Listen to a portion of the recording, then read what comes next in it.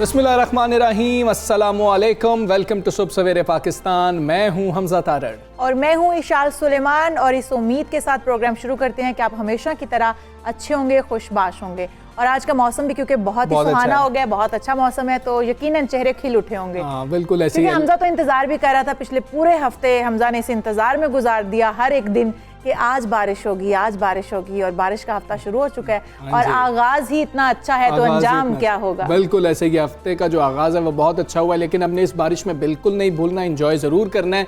लेकिन corona virus बढ़ता चला जा रहा है, हमने एहतियात बहुत ज़्यादा करनी है। वज़ीर आज़म पाकिस्तान इमरान खान जो हैं वो कोरोना वायरस में मुब्तला हो चुके हैं और बार बार ये बात की जा रही है कि कोरोना वायरस के ख़िलाफ़ जो है हम सिर्फ एक ही तरीके से जंग लड़ सकते हैं और वो एहतियात का तरीका है। मेरी आज एक गुजारिश है इशाल लोगों से, आप सब लोग हैं, हम सब लोग हैं, हमारे रिश्तेदार भी हैं, हमारे दोस्त अहबाब भी हैं, तो थोड़ा सा ये समझ लें कि हो सकता है कि मैं बहुत ज़्यादा एहतियात कर रहा हूँ और मैं नहीं चाहता कि मैं किसी ऐसी जगह पर जाऊँ जहाँ पर रश ज़्यादा हो।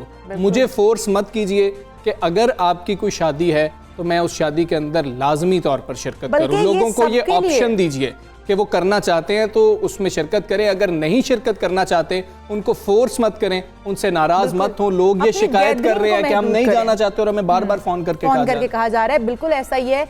खुशियों में शिरकत करने के लिए आप हमें बुलाते हैं या आप अपने इवेंट को मजीद जो है वो खूबसूरत बनाने के लिए लोगों को इन्वाइट कर रहे हैं अपनी खुशियों में शरीक करने के लिए, लेकिन अपने आप जो आपकी गैदरिंग है उनको महदूद कर दें, क्योंकि जो महदूद है वही महफूज है। आप जितनी अपनी गैदरिंग महफूज रखेंगे, लोग जितने कम आएंगे, डिस्टेंस जितना ज्यादा रखा जाएगा, आप कोरोना से उतना ही महफूज रह सकते हैं। और किसी को फोर्स मत करें, वो शख्स इस वजह से ना वहां पर आ जाए, वो वैसे बहुत एहतियात कर रहा हो लेकिन उसको मजबूरन आना पड़े, तो ऐसा मत करें। किसी के ऊपर इस तरह का प्रेशर मत डालें, ये बिल्कुल गलत बात है कि आप अगले को बार बार कहें कि नहीं आपने जरूर आना है। उनको ऑप्शन दें, अगर वो आना चाहें तो वो जरूर आए, अगर वो नहीं आ सकते तो उनकी पोजीशन को समझें। बिल्कुल ऐसे ही मोमी रवैया भी हम देखें तो यही है कि हम अगर कोई नहीं आता तो शिकवा करने लग जाते हैं कि भाई तुम आए नहीं, बुलाते नहीं है दोबारा उसको। तो ऐसा ना करें, सबको अपनी जिंदगियां प्यारी हैं, बल्कि अपनी ही नहीं आपकी जिंदगी भी अजीज है दूसरों को। तो वो शायद इस वजह से एहतियात कर रहे हो कि आपकी जिंदगी भी महफूज रहे और उनकी अपनी जिंदगी भी महफूज रहे। मुल्क भर में इस वक्त जो है कोरोना की जो तीसरी लहर है, जिसको हम यूके वेरिएंट भी कह रहे हैं, वो इतनी शदीद है कि अमवात की शरह भी ज्यादा है। बिल्कुल, ये अब कन्फ्यूजन बढ़ती जा रही है और वैक्सीन को लेकर भी एक कन्फ्यूजन बढ़ी जब ये खबर सामने आई कि वज़ीर आज़म इमरान खान ने वैक्सीन लगवाई थी, एक डोज लगवा चुके थे, जिसके बाद भी उनको कोरोना वायरस हो गया। तो इस कंफ्यूजन को दूर करना बहुत ज्यादा जरूरी है कि वो उससे पहले इन्फेक्ट हो चुके थे। जी, उन्हें कोरोना पहले ही हो चुका था, क्योंकि इसके सिम्टम्स आने में टाइम लगता है, 2 से 3 दिन में अलामात जाहिर होना शुरू होती हैं। और जब उन्होंने वैक्सीन लगवाई उससे पहले ही वज़ीर आज़म इमरान खान कोरोना वायरस से इन्फेक्ट हो चुके थे। उसके बाद उन्होंने वैक्सीन लगवाई। और दूसरी बात यह कि वैक्सीन की 2 डोजेज होती हैं, उन्होंने 1 डोज लगवाई थी और तब उन्हें पता चला कि वो कोरोना से ऑलरेडी इन्फेक्ट हो चुके हैं। तो ये तासुर जो है ये गलत है कि वैक्सीन लगवाने के बाद भी आप सेफ हैं या नहीं, वैक्सीन लगवाने के बाद कहीं कोरोना तो नहीं है, तो ये बातें गलत हैं। हाँ बिल्कुल, अपने दिमाग से जो सवालात हैं इनको दूर करें। हम भी आज कोशिश करेंगे कि आपके जो सवालात हैं उनको किसी तरीके से एड्रेस किया जाए और उनके जवाबात आपको मिल सकें। मुल्क भर में कोरोना वायरस की जो तीसरी लहर है उसका जोर बढ़ता जा रहा है, केसेस की तादाद में होशरुबा इजाफा हो रहा है और उसके बावजूद अवाम कोरोना SOPs की धज्जियां बिखेरने एहतियात नहीं कर रही। ऐसा ही है, मुल्क में कोरोना वायरस के बढ़ते केसेस के बायस NCOC का आज इजलास हो रहा है, जिसमें अहम फैसले किए जाएंगे कि क्या होना चाहिए और क्या नहीं होना चाहिए। इस राय के मुताबिक यह भी बताया जा रहा है कि इजलास में कोरोना के फैलाव को रोकने के लिए स्मार्ट लॉकडाउन में इजाफे समेत मुख्तलिफ किस्म के जो है इम्तिहानात का जो खोलने का था, स्कूल खोलने का और बंद करने की तजवीज़, इस पर भी गौर किया जाएगा। हाँ, ये हो सकता है कि इस चीज़ स्कूल्स को मजीद कुछ दिनों के लिए बंद कर दिया जाए और ऑनलाइन जो क्लासेस का सिलसिला है शायद उसको जारी रखा जाए। हुकूमत ने कोरोना वायरस से शदीद मुतासरा ममालिक से ताल्लुक़ रखने वाले शहरियों पर मुल्क के लिए सफ़र पर पाबंदी भी आयद कर दी है। देर आयद दुरुस्त आयत, बहुत ज़्यादा ज़रूरत थी। इनमें ब्राज़ील शामिल है, कोलंबिया है, पेरू है, घाना है, तंजानिया है, जनूबी अफ्रीका है और 12 इसी तरह से ममालिक शामिल हैं। और वज़ीर आज़म साहब का जिस तरीके से हम आपको बता रहे हैं कि उनकी सेहतयाबी के लिए हम सब दुआगो हैं और उन्होंने भी अपनी तस्वीर शेयर की है और कहा है कि जो मेरे लिए नेक ख्वाहिशात का इजहार कर रहे हैं उनका मैं शुक्रिया अदा करते हैं। इसी हवाले से बात करेंगे साबिक मामले खुसूसी से डॉक्टर जफर मिर्ज़ा साहब हमारे साथ मौजूद हैं। डॉक्टर साहब अस्सलाम वालेकुम, गुड मॉर्निंग। डॉक्टर साहब, जब पहली लहर आई हमने आपको देखा, आप खासे मुतहर्रिक थे और इन तमाम तर जो सूरत हाल थी उसको देख रहे थे। उस लहर में और इस लहर में आपके ख्याल में क्या फ़र्क है? क्या हमें अब ज़्यादा एहतियात की ज़रूरत है? केसेस जो हैं वो ज़्यादा सख्त आ रहे हैं, यूके वेरिएंट ज़्यादा सख्त है? जी शुक्रिया बहुत बहुत। बुनियादी तौर पे जो फ़र्क है वो वेरिएंट का ही है, और क्योंकि ये वेरिएंट जो है ये फैलता बहुत ज़्यादा तेज़ी से है, तकरीबन 60 से 70% इसके फैलाव की जो रफ्तार है वो तेज़ है। जो हमारा जी ठीक है, डॉक्टर साहब से दोबारा रब्ता करने की कोशिश करेंगे। और डॉक्टर साहब भी यही कह रहे हैं कि जो यूके वेरिएंट वो तेज़ी से फैल रहा है और उस हवाले से जो है ये ज़्यादा और चीज़ के लोग इस चीज़ को भी सुनते हैं। डॉक्टर साहब आप हमारे साथ ही मौजूद हैं, इस हवाले से भी आपसे जानना चाहूँगी कि यूके वेरिएंट, लोगों के सवाल जहनों में है कि यूके वेरिएंट एक्चुअली है क्या, इस हवाले से भी थोड़ा उन्हें गाइड कीजिएगा, लोग इस चीज़ को समझ ही नहीं पा रहे हैं। जी दरअसल होता तमाम जो माइक्रो ऑर्गेनिज्म हैं, वायरसेस हैं या बैक्टीरिया हैं, ये इनके वक्त के साथ इनके सब में तब्दीलियाँ आती रहती हैं, और ये बिल्कुल एक प्रोसेस है। ये जो कोरोना वायरस है इसके भी तकरीबन 60 के करीब वेरिएंट्स जो हैं अभी तक उनकी शिनाख्त की जा चुकी है। जो जिसे हम सो कॉल्ड ब्रिटिश वेरिएंट कहते हैं, ये इसका डेफिनेटली हिंदुस्तान में क्योंकि ये ज़्यादा फैला तो इसलिए हम इसको ब्रिटिश वेरिएंट कह देते हैं। ये बहुत मुमकिन है कि ये वेरिएशन हमारे यहाँ लोकली भी हुई हो, तो ये ज़रूरी नहीं है, ये मतलब 100% नहीं है कि बाहर से ही ये वायरस आया हो, ये वेरिएशन लोकली भी हो सकती है। अच्छा। वो कि इसका इंट्रोडक्शन जो है वो यकीनन हुआ होगा। तो ये जेनेटिक चेंज आती है जिसकी वजह से इसकी जो असर उसमें फ़र्क पड़ जाता है, और बाज़ दफ़ा ये जो वेरिएशन है इसकी वजह से वो कम मौसर भी हो जाते हैं, और बाज़ वेरिएशन जो हैं वो पहले से ज़्यादा इनके अंदर शिद्दत होती है। बाद में ये शिद्दत होती है कि वो फैलाव ज़्यादा होता है, और बाद के अंदर ये शिद्दत होती है कि वो बीमारी ज़्यादा का होता है। बिल्कुल ठीक है। तो डॉक्टर साहब हमें ये बताएं कि आप लॉकडाउन होता हुआ देख रहे हैं, आपको नज़र आ रहा है कि हम लॉकडाउन की जानिब जा सकते हैं? पिछले साल भी कुछ ऐसी ही सूरत हाल थी जब हम लॉकडाउन में गए थे। बेशक लॉकडाउन किसी मसले का हल नहीं है, लेकिन आप होता देख रहे हैं। ये दरअसल बात ये है कि देखें, पहले इसकी क्योंकि ट्रांसमिशन कम भी थी और गवर्नमेंट ज़्यादा फाल भी थी, तो इस वजह से इसके ऊपर कंट्रोल ज़्यादा बेहतर किया जा सका। इस वक्त सूरत हाल ये है कि जो ट्रांसमिशन है, जो फैलाव है, वो तो बहुत तेज़ी से हो रहा है, लेकिन गवर्नमेंट की जो फालियत है या जो उसकी मतलब असरियत है या उसके अंदर जो एक्शन हमने पहली दफ़ा देखा था उसमें कुछ कमी महसूस हो रही है। इसका आप भी कर चुके हैं अपनी प्रेस कॉन्फ्रेंस में कि सूबों के अंदर, इंतज़ामिया के अंदर जो एक्टिविटी हमने या एक्शन पहले देखा था उसमें डेफिनेटली कमी है। तो इन दोनों चीज़ों का जो मजमूई असर है वो ये है कि बीमारी बहुत तेजी से फैल रही है और अस्पताल हमारे घटते जा रहे हैं। डॉक्टर साहब, एक जो कंफ्यूजन लोगों के जहनों में पाई जा रही है कि वैक्सीन जो है वो सेफ नहीं है, क्योंकि वज़ीर आज़म इमरान खान को कोरोना जो पॉजिटिव आया उसके बाद लोगों के जहनों में तरह तरह के सवाल उठने लगे हैं। इस हवाले से भी थोड़ा हमारे नाजरीन को गाइड कीजिएगा कि वैक्सीन कितनी मौसर है और इसकी कितनी डोजेज जो हैं वो लेनी चाहिए। देखें, ये बात हम बार बार कर चुके हैं, और असल में बात ये है फ्रैंकली इंडिया के अंदर भी लोग इस बात को नहीं समझ रहे और वो सही पैगाम आगे नहीं पहुंचा रहे। बात यह है कि 2 डोजेज की जो है उसके चंद हफ्तों के बाद इसके अगेंस्ट इम्यूनिटी पैदा होती है। दूसरी डोज के भी 2-3 हफ्ते के बाद मुकम्मल तौर पे इम्यूनिटी पैदा होती है। दरमियान में 3 हफ्ते का वक्फा होता है। तो 3 दिन पहले अगर कोई वैक्सीन लगी है और उससे पहले कोई शख्स अगर इन्फेक्ट हो चुका है, तो इसका ये मतलब नहीं है, इससे ये नतीजा हासिल नहीं कर लेना चाहिए फौरी तौर पे कि वैक्सीन चूँकि गैर मौसर थी इसलिए इसके बावजूद इन्फेक्शन हो गई। ये बात आप वाज़े तरीके से लोगों को समझाएं, क्योंकि लोगों के ज़हनों के अंदर बहुत सारे सवालात हैं जिनका तसल्ली बख्श जवाब आपके जरिए लोगों तक पहुंचना बहुत ज़रूरी है। जहाँ तक इस बात कि वैक्सीन जो है वो चाइनीज की अच्छी है या दूसरी अच्छी है, तो इस हवाले से भी हम आपको ये बता सकते हैं कि हमारी लीडरशिप, प्राइम मिनिस्टर, हमारे जो फेडरल मिनिस्टर हैं, हमारे बाकी लीडरशिप, मैंने खुद सब ने चाइनीज वैक्सीन लगवाई है, अपने बुजुर्गों को भी लगवाई है। अब इससे ज्यादा क्या सबूत हो सकता है कि हमारा इसके ऊपर एतमाद है और ये एक सेफ वैक्सीन है। बिल्कुल ठीक है, ये एक सेफ वैक्सीन है। डॉक्टर ज़फ़र मिर्ज़ा साहब, बहुत शुक्रिया आपका। सुबह सवेरे पाकिस्तान से आप बात कर रहे हैं। मैसेज यही है कि ये मत समझें कि आपने पहली डोज़ वैक्सीन की लगवाई है तो उसका असर फौरी शुरू हो जाएगा। आपने दूसरी डोज़ भी लाजमी लगवानी है और उसके 2 से 3 हफ्ते लगेंगे कि आपके अंदर इम्यूनिटी जो है वो पैदा होना शुरू हो जाएगी और फिर वो जो वैक्सीन है उसका आपको फायदा होगा। लेकिन एहतियात फिर भी करनी है दूसरी डोज के बाद। लोग ये समझ लेते हैं हमजा कि इसमें कोई जादू की छड़ी है कि अभी वैक्सीन लगी और ये अभी असरअंदाज हो जाएगी, ऐसा नहीं है।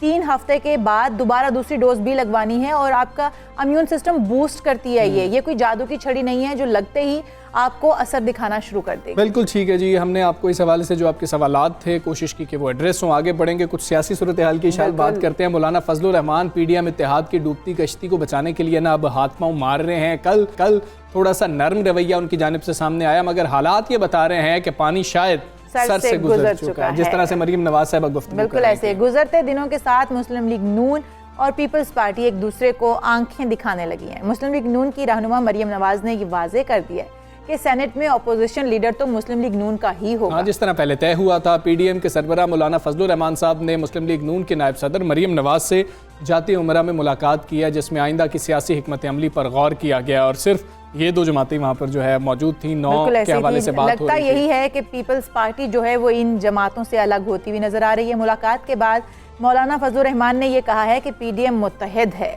पीपल्स पार्टी तो 9 जमातों की राय का एहतराम करेगी और जैसा कि हम देख रहे हैं कि ऐसा होता हुआ नजर नहीं आ रहा, लेकिन मौलाना साहब फिर भी बज़िद हैं कि जी ये 9 जमातें जो हैं पीपल्स पार्टी के साथ हैं और पीपल्स पार्टी 9 जमातों का एहतराम कर रही है। बिल्कुल, और कुछ मामलात हैं जिनके हवाले से उन्होंने कहा कि जिनको जल्द कंट्रोल भी कर लिया जाएगा क्योंकि अपोजिशन की तमाम जमातों ने मिलकर सफ़र करना है। अब ये एक बुरी सूरत हाल है। मरीम नवाज साहिबा का जो लहजा था वो थोड़ा सा सख्त था इस हवाले से, लेकिन जो मौलाना साहब थे वो थोड़ा बैकफुट पे नजर आए। बात करेंगे सीनियर तज्ज़ियाकार मज़हर अब्बास साहब मौजूद है। मज़हर अब्बास साहब अस्सलाम वालेकुम सर, गुड मॉर्निंग सर। कल की सूरत हाल आप क्या देखते हैं? क्या कोई उम्मीद पैदा हो गई है मौलाना साहब को कि शायद पीपल्स पार्टी वापस आ जाएगी, या फिर इस तरह का रवैया इसलिए इख्तियार किया जा रहा है कि क्लियर हो कि पीपल्स पार्टी खुद गई है, हमने नहीं निकाला? जी बहुत बहुत शुक्रिया। वैसे तो मौलाना के पास उम्मीद के अलावा रह क्या गया है। जाहिर है मुस्लिम लीग नून और पीपल्स पार्टी के, असल में मुस्लिम लीग नून और पीपल्स पार्टी के ज़ख्म इतने गहरे हैं जी कि आप उस पर बार बार मरहम रख भी दें तो ज़रा सा कोई हाथ लगाता है तो ज़ख्म दोबारा उभर कर सामने आ जाते हैं और दोनों जमातें उन ज़ख्मों को जो है वो मुकम्मल तौर पे जो है वो उससे बाहर नहीं निकल पाई हैं। यही चीज़ है कि ज़रा सी कोई बात होती है, ज़रा सा कोई बिगाड़ आता है तो पुरानी तारीख दोहरा दी जाती है। हालांकि जो चीज़ें ख़त्म हो गई, मीसाक़ जमहूरियत जब हुआ था उस वक्त दोनों जमातों के रहनुमाओं ने, मोहतरमा बेनज़ीर भुट्टो शहीद और नवाज शरीफ साहब ने इसके साथ मीसाक़ जमहूरियत किया था कि हम माजी के ज़ख्मों को दोबारा नहीं खुदेरेंगे। लेकिन उसके बाद हमने देखा कि ऐसा नहीं हुआ। अब भी जब भी इनके दरमियान इख्तलाफ होता है तो हमेशा पुरानी बातें याद दिला दी जाती हैं। अब 2 लोग हैं जो मुस्लिम लीग नून, अब तो खैर मुस्लिम लीग नून के वो रहनुमा नहीं रहे, लेकिन 2 लोग हैं कि जिन्होंने ये दरारें जो हैं ये ज़्यादा गहरी की हैं, बढ़ाई हैं, और उनमें एक चौधरी एतजाज़ अहसन और एक चौधरी निसार अली ख़ान। अब निसार अली ख़ान तो मुस्लिम लीग का हिस्सा नहीं रहे जी, लेकिन जो माजी में चीज़ें बिगड़ी हैं जिसकी वजह से जरदारी साहब ने 2018 में बलूचिस्तान में मुस्लिम लीग नून की हुकूमत के खात्मे में अहम किरदार अदा किया और उसके बाद भी ये नज़र आता है ये उसका बदला था जो 2015 में जरदारी साहब के कुछ दोस्तों को कराची में गिरफ्तार करवाया और जिसका इल्ज़ाम वो मियां नवाज शरीफ को देते हैं। तो अभी जो सूरत हाल है उसमें पीपल्स पार्टी का बड़ा सीधा सा मौक़िफ़ है। वो ये समझते हैं कि मुझे इस तहरीक को भी जारी रखना चाहिए, हम लॉन्ग मार्च के भी साथ हैं, लेकिन हमें इसको इस्तीफ़ों की उससे नहीं जोड़ना चाहिए कि पहले इस्तीफ़े दे के हम चलें। दूसरी तरफ मुस्लिम लीग और मौलाना का ये मौक़िफ़ है कि अगर हम इस्तीफ़े भी नहीं दे रहे और हम लॉन्ग मार्च जा रहे हैं तो वहाँ जाके फिर हम करेंगे क्या। अब ये एक 2 वाज़ेह जो है लाइनें हैं। इसमें अब जो इस वक्त मरियम नवाज साहिबा का कल बयान आया, वो गैर ज़रूरी बयान था। और उसकी बड़ी बुनियादी वजह, ये बात ठीक है कि पीडीएम के इजलास में पहले ये तय हुआ था कि चेयरमैन सेनेट के लिए चूँकि गिलानी साहब उम्मीदवार थे, लिहाजा जो सेनेट में लीडर ऑफ द अपोजिशन होगा वो मुस्लिम लीग का हो। अब ये पीडीएम में तय हुआ था ये चीज़ में। इस वक्त जो सूरत हाल है, जो इख्तलाफात बढ़ गए हैं, तो पीपल्स पार्टी ये क्लेम कर रही है कि लीडर ऑफ द अपोजिशन कौमी असम्बली में भी मुस्लिम लीग का है, पब्लिक में भी मुस्लिम लीग का है। लिहाजा सेनेट में हमारी चूँकि 21 नशिस्तों के साथ हम अपोजिशन की सबसे बड़ी जमात हैं, लिहाजा हमें जो लीडर ऑफ द अपोजिशन है वो हमारा होना चाहिए। अब ये उस मौक़िफ़ से जो है वो दूर हटना है।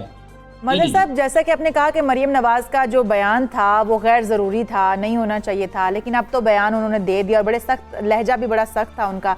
तो क्या आप आने वाले वक्तों में माइनस पीपल्स पार्टी पीडीएम को देख रहे हैं? और अगर ऐसा होता है तो क्या पीपल्स पार्टी पीडीएम इस्तीफों और लॉन्ग मार्च वाली पॉलिसी पर जो कामयाबी से अमल पैरा हो सकेगी, ये लॉन्ग मार्च होगा? देखिए, बचपन में हम जो है स्कूल में पढ़ा करते थे, 5 चूहे घर से निकले करने चले शिकार। अगर आप लोगों को वो याद हो जी सर। तो अब मसला ये है कि ये 11 जमातें थीं, फिर 10 हुई, अब 9 रह जाएंगी। उसके बाद वो कहते हैं ना 9 2 11 वाली बातें।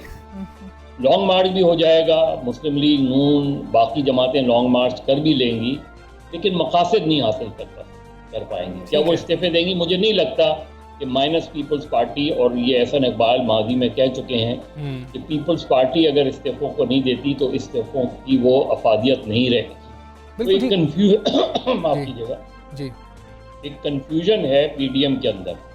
उनका कंफ्यूजन बुनियादी बयानी पे कंफ्यूज हैं, वो स्ट्रेटजी पर कंफ्यूज हैं, वो इस चीज़ पर कंफ्यूज हैं कि हटाएं गवर्नमेंट को तो कैसे हटाएं।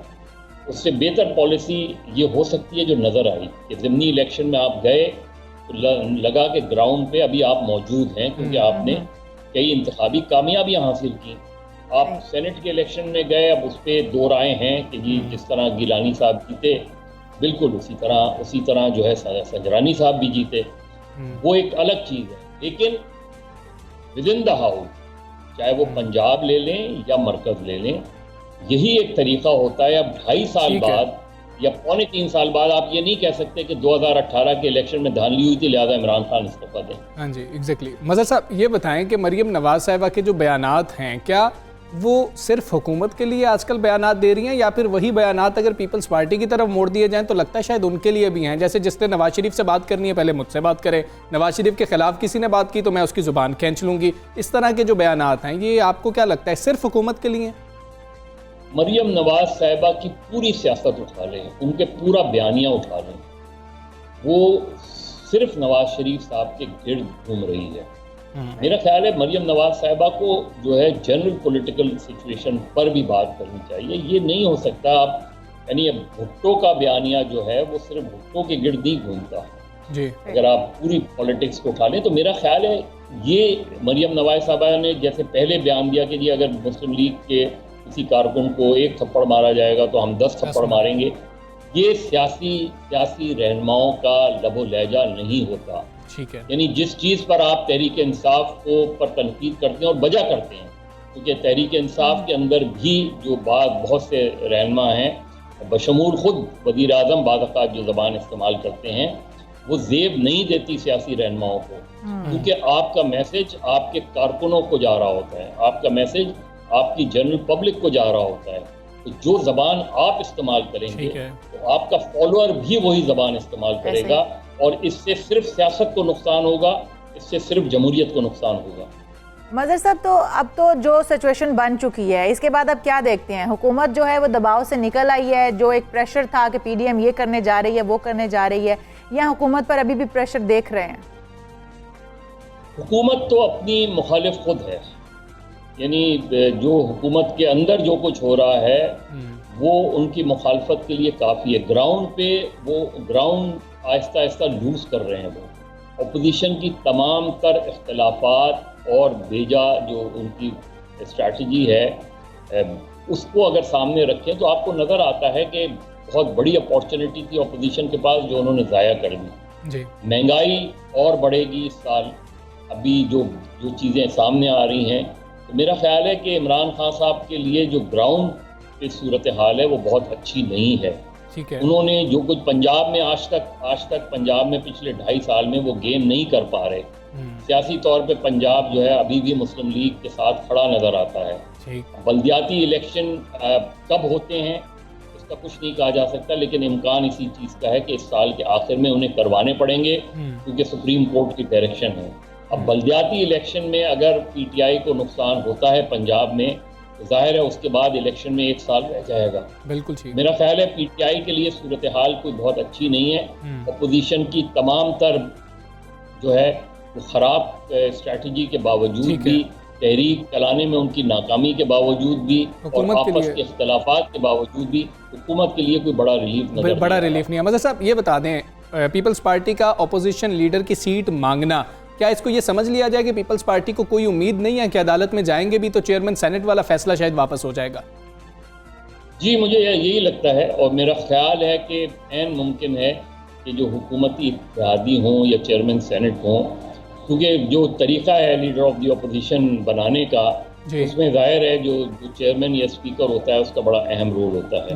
तो मेरा ख्याल है कि पीपल्स पार्टी कोशिश करेगी, जैसे अवामी नेशनल पार्टी हैं यानी पीडीएम के अंदर की कुछ जमातों को अपने साथ मिला के लीडर ऑफ द अपोजिशन, लेकिन जाहिर है उसमें पीडीएम में भारा दराड़ पड़ जाएगी, मुस्लिम लीग नून अलग हो जाएगी और जो सेनेट के अंदर इस वक्त पीटीआई की जो सूरत हाल है, पीटीआई की वो जाहिर है उस तरह की मेजॉरिटी नहीं है चेयरमैन सेनेट आने के बावजूद, लेकिन उनको इससे फ़ायदा होगा अगर मुस्लिम लीग नून और पीपल्स पार्टी की राहें जुदा होती हैं, जो कि बादी नज़र में नज़र यही आ रहा है कि शायद इख्तलाफात बढ़ रहे हैं। बिल्कुल ठीक है, नज़र यही आ रहा है कि इख्तलाफात बढ़ रहे हैं, ज़ुबान तल्ख। बहुत शुक्रिया, मज़हर अब्बास साहब हमारे साथ मौजूद थे। तो सूरत हाल सबको यही लग रही है कि ये मामला जो है ना 11 से 10, 10 से 9 और शायद कम होते जाएंगे। बिल्कुल ऐसे ही हुकूमत तो पहले ही ये कह चुकी थी कि बहुत जल्दी इनका शराजा बिखर गैर फितरी तहत कह रहे थे। और बिल्कुल अब ये शराजा बिखरता हुआ नजर आ रहा है।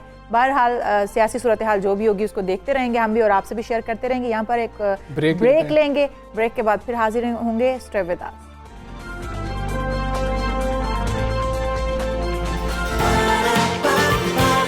सुबह सवेरे पाकिस्तान,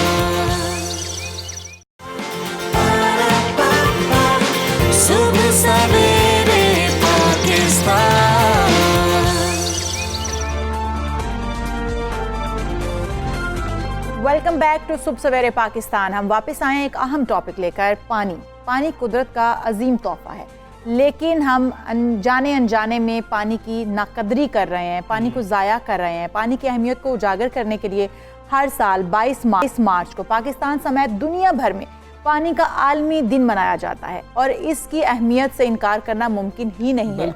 लेकिन पाकिस्तान में जो पानी की सतह है वो आहिस्ता आहिस्ता नीचे जा रही है। एक तरफ जहां पानी ज़िंदगी की बुनियादी इकाई समझा जाता है और है भी, वहां दूसरी तरफ पानी की कमी, आलूदगी सेहतमंद ज़िंदगी के लिए शदीद ये ख़तरा है। और पाकिस्तान दुनिया के उन 17 ममालिक में शामिल है जो पानी की किल्लत का शिकार हैं। और सरकारी आदादोशुमार की हम बात करें तो उसके मुताबिक जब पाकिस्तान वजूद में आया था तो उस वक्त हर शहरी के लिए 5600 क्यूबिक मीटर पानी मौजूद था, जो अब कम होकर 1000 रह गया है। और साल 2025 तक जो है ये कहा जा रहा है कि 800 क्यूबिक मीटर रह जाएगा, जो मुसलसल कम होता चला जा रहा है। और ये बहुत बड़ा खतरा है। कई लोगों को ये समझ नहीं आती कि ये पानी कम कैसे होता जा रहा है, सतह कैसे नीचे जा रही है। इन सब पे बात होगी। हाँ, ऐसा हो क्यों रहा है? आपके बेतहाशा इस्तेमाल की वजह से, जो कि आपको ज़रूरत भी नहीं होती, आप नल खुला छोड़ देते हैं, आपके बच्चे इस्तेमाल कर रहे हैं। इसी तरह से ये पानी ज़ाया होता जा रहा है और हमारी ज़रूरत के मुताबिक भी हमें एक वक्त आएगा कि नहीं मिल पाएगा। और हर साल जो ज़ेरे ज़मीन पानी है उसकी सतह 1 मीटर नीचे चली जाती है। दूसरी जानिब मुल्क की 85% आबादी पीने के साफ पानी से महरूम है। इसका हम जिक्र करते हैं। मुल्क का 92% सीवरेज का पानी बराह रास्त दरियाओं और नहरों में शामिल हो जाता है। बिल्कुल ऐसे ही। और दरियाओं और नहरों के पानी को भी गंदा कर रहा है, जो कि हमारे जो आबी जानवर जिनको कहा जाता है, हमारी मछलियाँ हो गई, हमारे बहुत सारे और बीच में रहने वाले जो वहाँ पर जानदार हैं वो उससे नुकसान उठाते हैं, उनकी जानों को भी खतरा है। और शायद सिर्फ ये नहीं है, अब देखें हम हर साल देखते हैं बच्चे हैज़े में मुब्तला हो गए, दीगर बीमारियां हैं उससे बच्चे इंतकाल कर जाते हैं। इस वक्त मईशत का 1.5% हिस्सा अस्पतालों में पानी से मुतल्लिका बीमारियों के इलाज पर खर्च हो रहा है। आप देखें कि हमें कितना ज़्यादा नुकसान और कितना ज़्यादा प्रेशर जो है हमारे अस्पतालों पर और हेल्थ सेक्टर पे और किस वजह से है कि बच्चों को साफ पानी मुहैया नहीं हो रहा या बड़ों को साफ पानी पीने का मुहैया नहीं हो रहा, तो इसलिए हमें पानी को सेव करना चाहिए। क्लाइमेट चेंज जो है वो इसमें बड़ी वजह है। पाकिस्तान में किल्लत आब का जो मसला पैदा हो रहा है और जो शदीद होता जा रहा है, साल 2025 तक मुल्क जो है खुश्क साली का शिकार भी हो सकता है, ये भी कहा जा रहा है। हमारे जो मैदानी सहराई इलाके हैं वहाँ पर हम देखें, थरपारकर वाली साइड पे हम चले जाएं, बदीन ठट्टा वाली साइड पे, तो मैंने सुना है वहाँ पर कि पीने का जो साफ पानी है वो वहाँ पर अवेलेबल नहीं हो पाता। गंदे जोहड़ों से वो पानी भर के लेके मटके भर के वहाँ से वो खवातीन लेकर जा रही होती हैं। डैमों की तामीर ज़रूरी है, पानी का ज़िया ना करें, ये सब कुछ ज़रूरी है, लेकिन काम कितना हो रहा है, हुकूमत की क्या जिम्मेदारी है, हमारी जिम्मेदारी क्या है, इस हवाले से आज हम बात करेंगे। हम अपने डॉक्टर मोहसिन हफीज़ साहब हमारे साथ मौजूद हैं, जो इंटरनेशनल वाटर मैनेजमेंट इंस्टीट्यूट के पाकिस्तान के कंट्री रिप्रेजेंटेटिव हैं। डॉक्टर साहब अस्सलाम वालेकुम, गुड मॉर्निंग। डॉक्टर साहब पानी कितना बड़ा मसला है और पाकिस्तान के लिए आने वाले कितने सालों में, हम बचपन से सुनते आ रहे हैं पाकिस्तान में पानी खत्म हो जाएगा, अब वो कितना दूर रह गया है वो खदशा जो जाहिर किया जा रहा था, कौन सा साल आप देख रहे हैं कि यहाँ तक अगर हमने कुछ ना किया तो शायद हमें किल्लत का सामना होगा? अस्सलाम वालेकुम जी, पहले तो ये कि शो में बुलाने का शुक्रिया। तो जो पानी है वो हमारी ज़िंदगी है, पर्टिकुलरली पाकिस्तान में जिस किस्म के एनवायरनमेंट है, एरिड और सेमी एरिड एनवायरनमेंट है, और उसके ऊपर ये है कि हमें पानी तो हमारे लिए एसेंशियल है। लेकिन पाकिस्तान में जो बिगेस्ट प्रॉब्लम ये है कि पानी की मिसमैनेजमेंट बहुत ज़्यादा है। जब मिसमैनेजमेंट ज़्यादा है तो मिसमैनेजमेंट होने के साथ ये होता है कि हम जो है कि इसको दूसरे के साथ इश्यूज़ के साथ कंबाइन करते हैं कि पॉपुलेशन ग्रोथ है, हमारी पॉपुलेशन बड़ी रैपिडली ग्रो हो रही है, उसके साथ जो है कि हमारे एनवायरमेंटल प्रॉब्लम्स हैं, और ऑन द टॉप जो है कि हमारे पास जो वाटर स्टोरेज की कैपेसिटी है वो ओनली 30 डेज़ की स्टोरेज है। तो उसमें होता ये है कि मानसून के सीज़न में बारिशें होती हैं तो वो पानी जो है कि हम डैम्स में स्टोर करते हैं, तो डैम्स में बड़ा लिमिटेड सा 30 डेज़ के लिए पानी स्टोर होता है। अगर बारिशें ना हो तो हमारे पास कोई ऐसा सिस्टम नहीं है कि रिमेनिंग 9 मंथ में how to provide the water के जो है ना कि हम डिफरेंट सेक्टर्स को प्रोवाइड कर सकें। उसका इम्पैक्ट ये हो रहा है कि जब पानी 3 महीने में जब मानसून की बारिशें होती हैं, सैलाब आता है, तबाही बर्बादी होती है, और सारे के सारा जो इंडस सिस्टम में डेल्टा से भी नीचे पानी जाता है, एक्सेस से पानी चला जाता है। रिमेनिंग 9 मंथ में हमारे पास जो होता है कि पानी की शार्टेज आती है, और पानी की शार्टेज के लिए हम जो है कहते हैं कि जी ग्राउंड वाटर से जो है ना कि अंधाधुंध जो पानी है उसे पंप करते रहें। तो ग्राउंड वाटर में भी एक है कि आप कितना पानी इंजेक्ट कर रहे हैं, कितना पानी जा रहा है, तो उसकी भी एक नेचुरल, एक कन्फाइंड उसकी एक लेयर है। इस लाइक कि आपके कह लें कि रिजर्वायर्स हैं अंडरग्राउंड, तो उनमें देखना है कि कितना पानी बारिश से रिचार्ज हो रहा है और कितना पानी आप सस्टेनेबली एक्सट्रैक्ट कर रहे हैं। तो वो जो है कि we are using it very unwisely, कि ना हम एग्रीकल्चर क्राफ्ट्स में हम बहुत ज़्यादा पानी वेस्टेज कर रहे हैं। हम जो है कि डोमेस्टिक जो अपने पानी पीने के लिए है, ये दूसरी चीज़ें हैं कि जो घरों में इस्तेमाल है, सोशल सेक्टर पे आप कह लें कि मसाजिद में इस्तेमाल, हम टैप खुला रख देते हैं, दांत साफ़ कर रहे हैं तो basically again will leave it clean, we will leave it open. तो गाड़ियों की सर्विस हो रही है वहाँ पे बहुत पानी यूज़ हो रहा है। तो हमें जो है कि इसको मोर, अगर हमने पाकिस्तान को आगे लेके जाना है तो पानी is one of the critical factor Pakistan के फोर्थ सिक्योरिटी रिस्क है, विल बी सेइंग कि ये मेजर है सॉफ्ट साइड पे। डॉक्टर साहब, एक तो आपने कहा कि स्टोरेज, और दूसरा हमारा यूजेज जो है वो हम बिला ज़रूरत इस्तेमाल कर रहे हैं, ज़ाया कर रहे हैं। एक तो ये मसला हो गया, एक आर्सेनिक का पानी भी, आर्सेनिक मिला पानी भी आ रहा है। आर्सेनिक से किस तरह से हमारी गवर्नमेंट किस लेवल पे काम कर रही है कि आर्सेनिक वाला पानी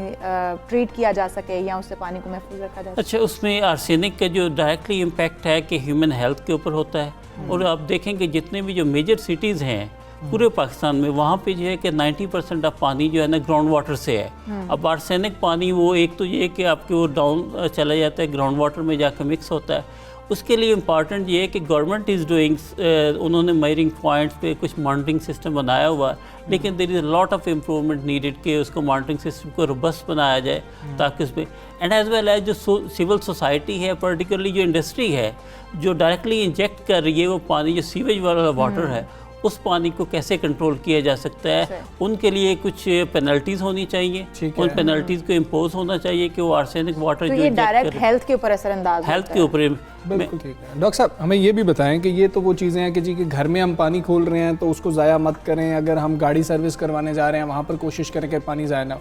हुकूमत का क्या काम है इसमें करने का? हम कितना लेट हैं इसके ऊपर सोचने के लिए कि हमें डैम्स बनाने चाहिए थे? अब कितना काम हो रहा है? क्या अब हमें कोई उम्मीद रखनी चाहिए कि हुकूमत कोई काम कर रही है, शायद कुछ बेहतरी आ जाएगी? बिल्कुल, आपने बड़ा अच्छा इंपॉर्टेंट पॉइंट रेज किया कि 47 में कंट्री बना, 60 में हमारे पास 3 रिवर ले लिए गए, इंडस वाटर ट्रीटी हो गया। उसके बाद वी नीडेड हमें एक नेशनल वाटर पॉलिसी चाहिए थी जी। 2018 में अप्रैल में फाइनली जो नेशनल वाटर पॉलिसी जिसमें चारों चीफ मिनिस्टर और फेडरल गवर्नमेंट एग्री हुए, उस नेशनल वाटर पॉलिसी में 7 मेन ऑब्जेक्टिव डिफाइन किए गए। एक तो था कि कंजर्वेशन एंड एफिशिएंसी, ताकि पानी जो है इसको कंजर्व और उसकी एफिशिएंसी इंप्रूव की जाए। सेकंड, उसमें उन्होंने कहा कि स्टोरेज और जो है कि एनहांसमेंट की जाएगी ताकि हमारे पास ज़्यादा रिजिलियंस हो। थर्ड ये था कि बेसिकली डिलीवरिंग टेक्नोलॉजी, जो आजकल टेक्नोलॉजी आ गई है कि जिसमें आप मोर बेटर मॉनिटरिंग सिस्टम को कर सकते हैं। फोर्थ, उसमें उन्होंने कहा कि जी आपने इंटीग्रेटेड वाटर सोर्सेज मैनेजमेंट के जो प्रिंसिपल्स हैं उनको लेकर आना पानी, ताकि सिर्फ एग्रीकल्चर के लिए नहीं, हर ओवरऑल हर सेक्टर के लिए आप कर सकें। फिफ्थ, उसके लिए उन्होंने कहा जी कि रेगुलेटरी फ्रेमवर्क हमने बनाना है, और ऐसे ही एक प्लानिंग प्रिंसिपल है कि हाउ। अब उसमें गवर्नमेंट ने they made it lot of improvement, lot of things on जो है कि डैम में तो अब 10 मिलियन एकड़ फुट के करीब जो 2 नए डैम बन रहे हैं, लिवरेजिंग टेक्नोलॉजी में भी हो रहा है, ठीक है। लेकिन government is doing they thing, लेकिन वाटर जो है एक प्रोविंशियल इशू है कि प्रोविंशियल गवर्नमेंट आल्सो डेवलपिंग। एक नेशनल वाटर पॉलिसी बनी थी, एक है कि प्रोविंशियल गवर्नमेंट ने पंजाब की एग्जांपल ले लें, पंजाब वाटर एक्ट बना 2019 में, उसके तहत Punjab government is developing a water sources commission. तो कमीशन जो है कि will be looking around that one. Commission already बन गया है, chaired by the chief minister, लेकिन उसका इम्पॉर्टेंट ये है कि जो भी पॉलिसी बने इसकी implementation is one of the fundamental. जब तक इम्प्लीमेंटेशन नहीं होगी तो वो कोई भी उसका आउटपुट नहीं लेगा। और इम्प्लीमेंटेशन के लिए इम्पॉर्टेंट ये है कि आपके पास एविडेंस बेस्ड इंफॉर्मेशन हो, नॉट ऑन एक वर्बली कि ये हो गया वो हो गया, और ये होना चाहिए वो होना चाहिए। डॉक्टर साहब आप देख रहे हैं 2025 में जो कहा जा रहा है रिपोर्ट्स के मुताबिक पाकिस्तान को पानी की किल्लत का जो है सामना करना पड़ेगा, क्या ये बात दुरुस्त है? ये रिपोर्ट्स दुरुस्त हैं? बिल्कुल हाँ, ये रिपोर्ट दुरुस्त है, अनलेस ये कि देखें हम जो आगे फ्यूचर की बात करते हैं उसमें मैनी जो है क्लाइमेट प्रोजेक्शन है, देयर इज़ अनसर्टेनिटी देयर, लेकिन ओवरऑल जो सिस्टम है कि जो हम देख रहे हैं कि हम वाटर यूजेज, दो इंपॉर्टेंट चीज़ें कि हमारी जो वाटर यूजेज है जब तक उसे नहीं बढ़ाएंगे एफिशिएंसी नहीं बढ़ेगी सरफेस वाटर की। और जो ग्राउंड वाटर है, ग्राउंड वाटर के जैसे आपने कहा कि हर साल 1 मीटर जा रहा है। अब जो है कि हमने जो सिस्टम बनाया जहाँ पे 85% to 90% वाटर यूज़ हो रहा है एग्रीकल्चर के लिए। एग्रीकल्चर में हमारी 4 जो मेजर क्रॉप हैं, राइस, वीट, मेज, शुगर केन, वो 80% ऑफ उसमें से पानी ले रही है। और अनफॉर्चुनेटली जो पानी है कि हम उससे क्रॉप उस एरिया में उगा रहे हैं जहाँ पे उगाने की सूटेबिलिटी नहीं है। जैसे शुगर केन की बात कर लें कि साउदर्न पार्ट ऑफ पंजाब में जहाँ पे हिमजर खान डिस्ट्रिक्ट में शुगर केन ग्रो हो रहा है, विच इज़ आपके 2000 मिलीमीटर के करीब बारिश जो पानी आपको ले रहा है, ऑलरेडी वाटर शॉर्टेज एरिया है, एंड दैट्स इम्पैक्टिंग एवरीथिंग। तो हमें थिंक करना चाहिए कि एविडेंस बेस्ड इन्फॉर्मेशन की तो मॉनिटरिंग सिस्टम है कि ग्राउंड वाटर को सस्टेनेबिलिटी कैसे देखा जाए, and also involving the civil society, raising the awareness is very important कि जब तक सिविल सोसाइटी, जब तक ये as a public will not work with us, तो उस वक्त तक ये मसला हल नहीं होगा। सही हो गया। बिल्कुल ठीक है। डॉक्टर साहब एक हमें ये चीज़ बता दें, हम डॉक्टर साहब से बात कर रहे थे, मैं और इशाल, और हम उनसे पूछ रहे थे कि उन्होंने बताया कि जी 30 दिन के जो है ना हमारे जो है रिजर्व रिसोर्सेज हैं कि हम 30 दिन के हैं, और फिर हमने बाकी मुल्कों के पूछना शुरू किए तो डॉक्टर साहब ने कुछ बताना शुरू किया और हम दोनों ही चौंक गए थे। डॉक्टर साहब ज़रा बताएं, हमारा बाकी मुल्कों के साथ ज़रा कंपेरिजन तो करें, हमें पता लगे कि हम कितना पीछे हैं उसमें। मैंने ये है कि जी पाकिस्तान से ही BSc इंजीनियरिंग की है, उसके बाद 98 में पाकिस्तान से चला गया था, तो मैंने लास्ट और 2019 जून में पाकिस्तान में वापस आया हूँ। इस दरमियान में 21 साल में मैंने 14 कंट्रीज़ में काम करने का मौका मिला, जिनमें डेवलप कंट्रीज़ भी हैं, ऑस्ट्रेलिया है, UK है, USA है, जर्मनी है, and as well as the developing countries, जिनमें एशिया के भी हैं, अफ्रीका के भी हैं।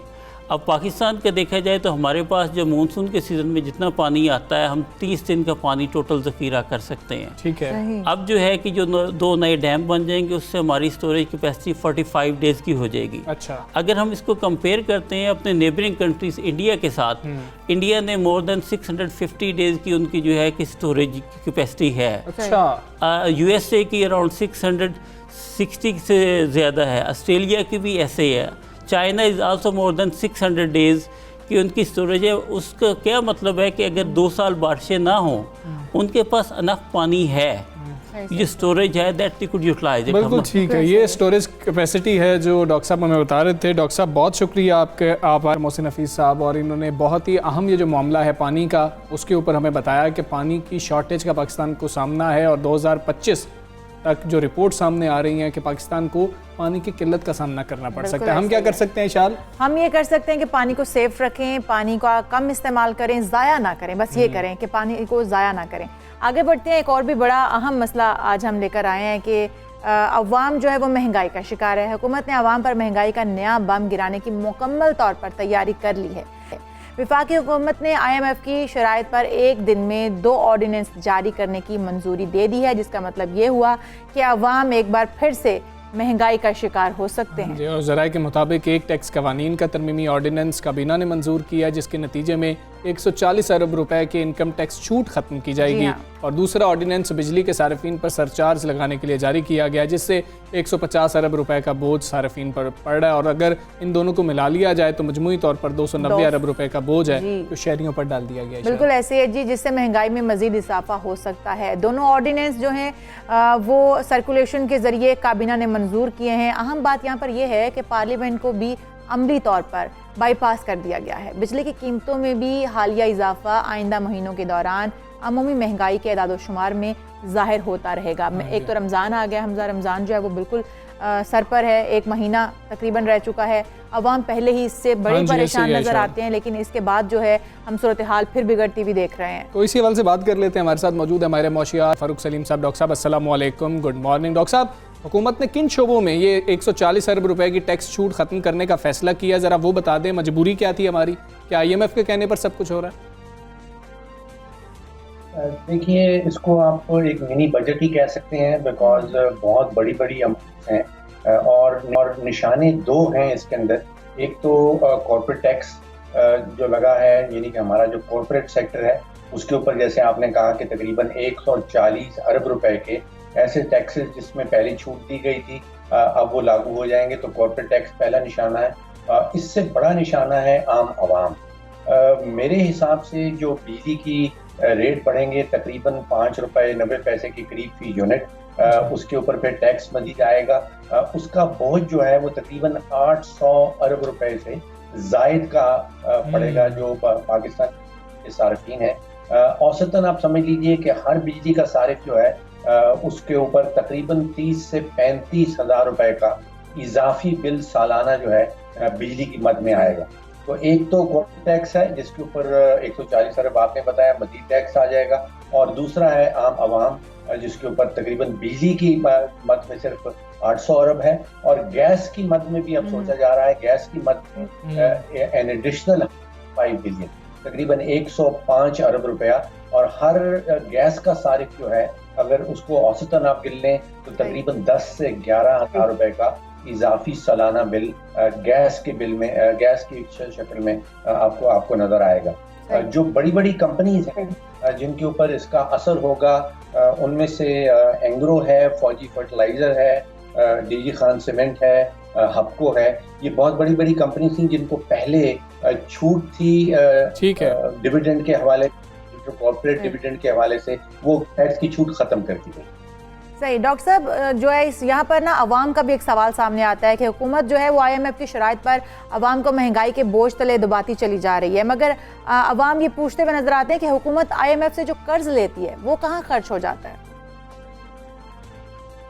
अच्छा, इसका भी कंपैरिजन अच्छा सवाल किया आपने, और इसका कंपैरिजन बड़ा इंटरेस्टिंग है कि हमें जो कर्ज मिलना है वो तकरीबन है $500 मिलियन, और उस $500 मिलियन को हासिल करने के लिए आप सोचिए कि हम क्या कर रहे हैं कि हम तकरीबन $900 मिलियन का इजाफी टैक्स लगा रहे हैं कॉर्पोरेट टैक्स के और कॉर्पोरेट सेक्टर के ऊपर, और तकरीबन $5.5 अरब मिलना है हमें, $500 मिलियन और $5.5 अरब का इजाफी बोझ बिजली की इंक्रीज टैरिफ की शक्ल में आम आवाम पे डाला जा रहा है। तो मुझे समझ नहीं आता कि हमें मिलना $500 मिलियन है और इतना ज़्यादा बोझ जो है वो आवाम के ऊपर डाल दिया जाएगा। दूसरा एक बड़ा बुनियादी माशी नुक्ता ये है कि हम चाहते हैं कि हुकूमत के पास ज़्यादा टैक्स जाए, हुकूमत की तिजोरी जो है वो बढ़े, लेकिन उसका तरीका ये है कि मईशत का जो पहिया है वो जितनी तेजी से चलता उतना ज़्यादा टैक्स जो है वो हुकूमत की तिजोरी में इकट्ठा होता है। तो यहाँ जो इकदाम आती है इससे तो मईशत की पहिए की स्पीड स्लो डाउन हो जाएगी, तो जिसका मतलब है कि हुकूमत के पास टैक्स कम इकट्ठा होगा। तो हमें कोशिश ये है कि मईशत के पहिए की स्पीड तेज की जाए, ना कि सुस्त की जाए। अब अगर आप सेक्टर के ऊपर इजाफी टैक्स डाल रहे हैं, इसका मतलब कि आप कॉर्पोरेट के ऊपर उनकी हौसला शिकनी कर रहे हैं, हमें उनकी हौसला अफजाई करनी चाहिए। बिल्कुल ठीक है। डॉक्टर साहब, हमें ये भी बता दें कि हुकूमत खुशी से तो ऐसे इकदाम नहीं करती है। हम बार बार जब बात करते हैं तो इंटेंशन की बात होती है कि इंटेंशन तो दुरुस्त है ना, इंटेंशन ये है कि पाकिस्तान की मईशत को स्ट्रॉन्ग किया जाए। तो हुकूमत जब खुशी से ये फैसले नहीं कर रही है तो हुकूमत तो मजबूर है ये फैसले करने के लिए। हुकूमत का बयानिया हर दफ़ा ये आ जाता है, क्या ये बात बिल्कुल दुरुस्त है? हुकूमत इतनी मजबूर है कि अवाम पर ही सारा बोझ डाला जाए? जी बिल्कुल, ये भी बड़ा ज़बरदस्त सवाल है और इसको अगर आप गौर से देखें तो अगर बिजली की मद में देखें कि IMF हमें क्या कहता है। IMF दरअसल हमें ये कहता है कि भाई आपके बिजली के खसारे में, बिजली के शोबे में जो 1000 अरब सालाना खसारा हो रहा है उस खसारे को दूर कर दें। ठीक है। अब खसारे को दूर करना कैसे है, पाकिस्तान का काम है। हम चोरी नहीं रोक सकते हैं, पाकिस्तान की हुकूमत चोरी से फेल हो जाती है। उसके अंदर जो हमारा रिकवरी रेट है, यानी कि बिजली का जाता है 100 रुपए का, उसमें से रिकवरी हुकूमत पाकिस्तान को सिर्फ 90% होती है, उसको हम बढ़ा नहीं पा रहे हैं। तो फिर जो आसान तरीन तरीका हुकूमत के पास रह जाता है वो ये है कि भाई टैरिफ बढ़ा दें, आप बिजली का रेट बढ़ा दें। असूली तौर पे ये होना, खसारा तो हमने दूर करना है, ये IMF गलत नहीं कह रहे। ठीक है, हमें खसारा दूर करना है अपनी दूर करके, चोरी रोक के। तो महंगी बिजली के हमने कॉन्ट्रैक्ट कर रखे हैं निजी बिजली घरों से, उनका रेट नीचे लाके, ठीक है, तो फिर हम बिजली का रेट बढ़ा देते हैं। सही। डॉक्टर साहब, जैसा कि ये हालात इस वक्त आप देख रहे हैं, स्मार्ट लॉकडाउन का नफाज हो चुका हुआ है, कारोबार वैसे ही ऑलमोस्ट ठप हो चुके हैं, इसके ऊपर इनकम टैक्स छूट इस हद तक कम कर देना, क्या समझते हैं कि शहरियों पर किस कदर बोझ पड़ सकता है और क्या वो इससे निकल सकते हैं, किस तरीके से निकल सकते हैं, क्या तरीकाकार हो सकता है? मैं थोड़ा सा वाजे कर दूं, आपने इनकम टैक्स की टर्म इस्तेमाल की। ये इनकम टैक्स नहीं, ये जो कॉर्पोरेट सेक्टर है उनके ऊपर जो कुछ एग्जेम्पशंस दी गई थी उनको विड्रॉ किया जा रहा है, उनको वापस लिया जा रहा है। सही। इसकी मद में इसके नतीजे में तकरीबन 140 अरब जो आपने अमाउंट बताई, 140 अरब का बोझ पड़ रहा है। नतीजा ये होगा कि सरमायाकारी कम हो जाएगी, यानी कि कंपनीज की आप हौसला शिकनी कर रहे हैं कि भाई आप हमारे मुल्क में आके काम न करें। तो वहाँ पे जब कॉर्पोरेट हौसला शिकनी करेंगे तो आप सोचिए कि वो मजीद एक्सपेंड नहीं करेंगे, मजीद जो मुलाजमतों की अपॉर्चुनिटी सामने आती हैं वो नहीं आ पाएंगी। बिल्कुल ठीक। आप बिजली का बोझ इजाफी डालते हैं तो फिर आवाम पर भी बोझ पड़ेगा। डॉक्टर साहब, ये तो कड़वी गोली है, हम निगल जाएंगे, लेकिन आवाम का ये भी सवाल है, क्या इसके बाद तो हमें IMF के पास दोबारा नहीं जाना पड़ेगा? अगर कड़वी गोली आवाम ने ही निगलनी है और बारहा उधर जाना है तो फिर क्या फ़ायदा आवाम को कि कड़वी गोलियां आवाम ही निगलती चली जाए? नतीजा तो हमारे सामने साफ जाहिर है कि हम पिछले 50-55 सालों में कितनी दफ़ा हमने IMF का पैकेज जो है वो लिया है।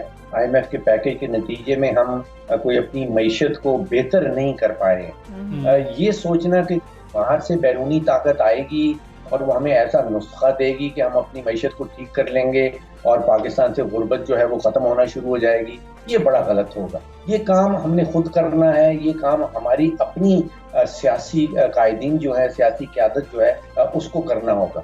और आसान तरीन नुस्खा इसमें यह है कि हमने अपनी मईशत का पहिया जो है उसके चलने की स्पीड तेज से तेज तर करनी है। उसके नतीजे में क्या होगा, अवाम का भी फायदा होगा और उसके नतीजे में हुकूमत की जो तैयारी है वो भी भर जाएगी।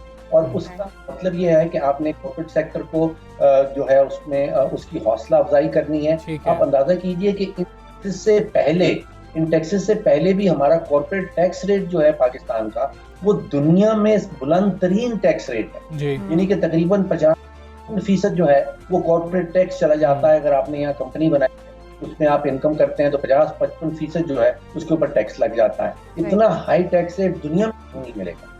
बिल्कुल ठीक है डॉक्टर फ़ारूक सलीम साहब, बहुत शुक्रिया आपका। सुबह सवेरे फन का आप हिस्सा बने और बात कर रहे थे इस हवाले से। जो बोझ है इजाफी वो कॉर्पोरेट सेक्टर के हवाले से जो है वो भी उन्होंने बताया, और जो आवाम पर बोझ पड़ेगा बिजली महंगी होने की वजह से, आवाम पहले ही महंगाई की वजह से बहुत ज़्यादा परेशान है, और जब बिजली महंगी होगी तो कारखाने जो चीज़ें बना रहे होंगे वो कहेंगे कि जी हमारा भी जो है इस वजह से कॉस्ट बढ़ गई है तो महंगाई मज़ीद होगी। और कोरोना का दबाव भी दोबारा बढ़ रहा है जिसकी वजह से मैशत वैसे ही हमें नीचे जाती हुई नज़र आ रही है। उसके ऊपर इनकम टैक्स छूट भी ख़त्म कर देना, फिर जो बिजली के रेट्स थे, नर्ख थे, वो बढ़ा देना, तो ये यकीनन शहरियों की कमर तोड़ने के लिए काफ़ी होगा। अच्छा चलें एक ब्रेक लेते हैं, ब्रेक के बाद आपको फिर मिलते हैं। Stay with us.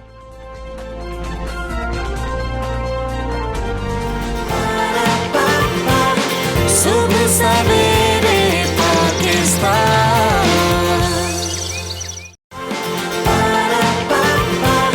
सुबह सवेरे पाकिस्तान।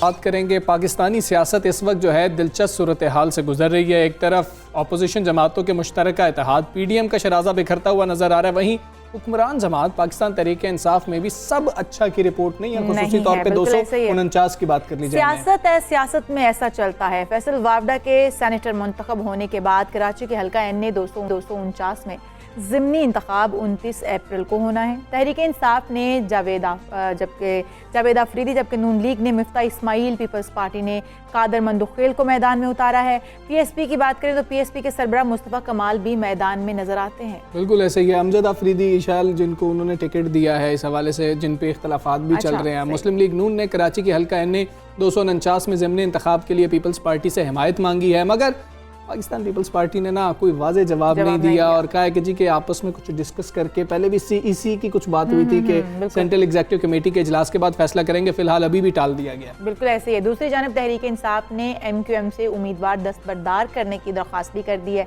अमजद आफरीदी को टिकट देने के मामले पर तहरीक इंसाफ कराची में फूट पड़ गई है।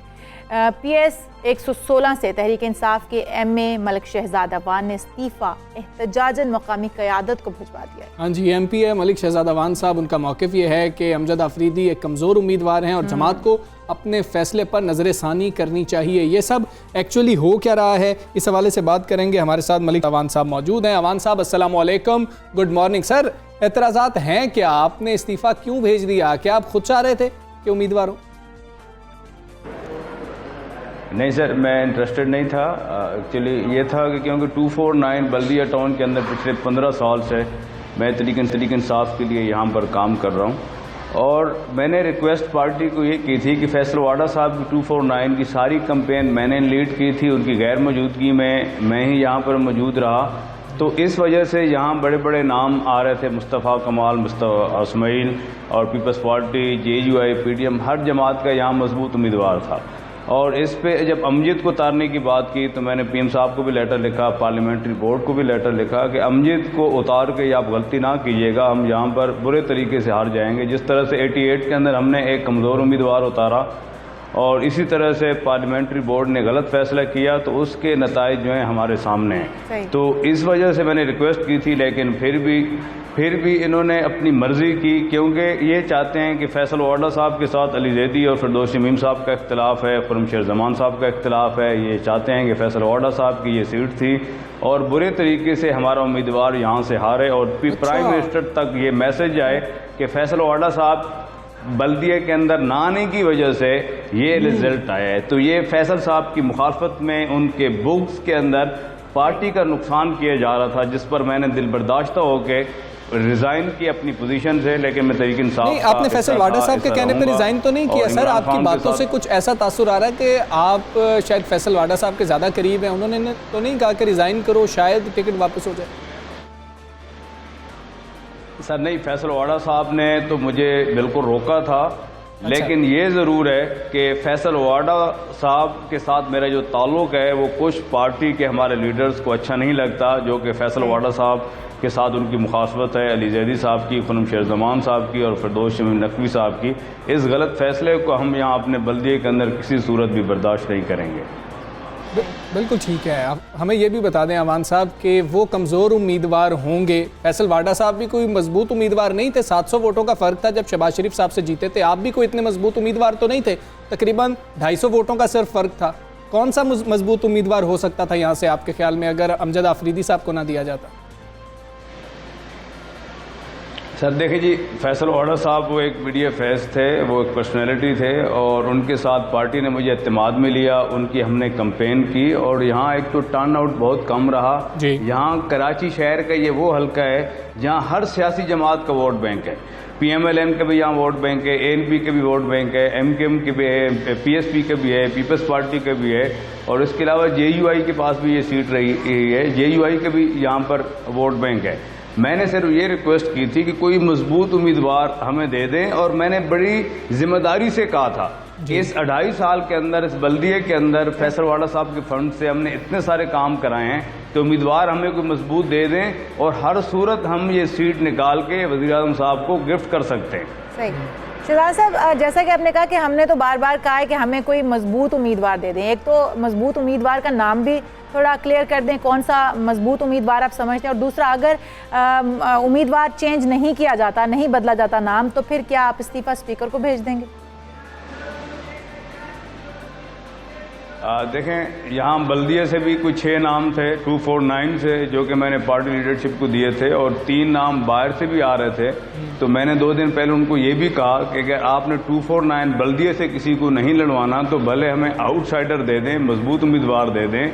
अगर ये मेरी बात नहीं मानेंगे, अभी टाइम है, मुझे गवर्नर सिंध इमरान इस्माइल साहब ने यकीन दहानी कराई है, आज मेरी उनसे 2 बजे की मीटिंग भी है।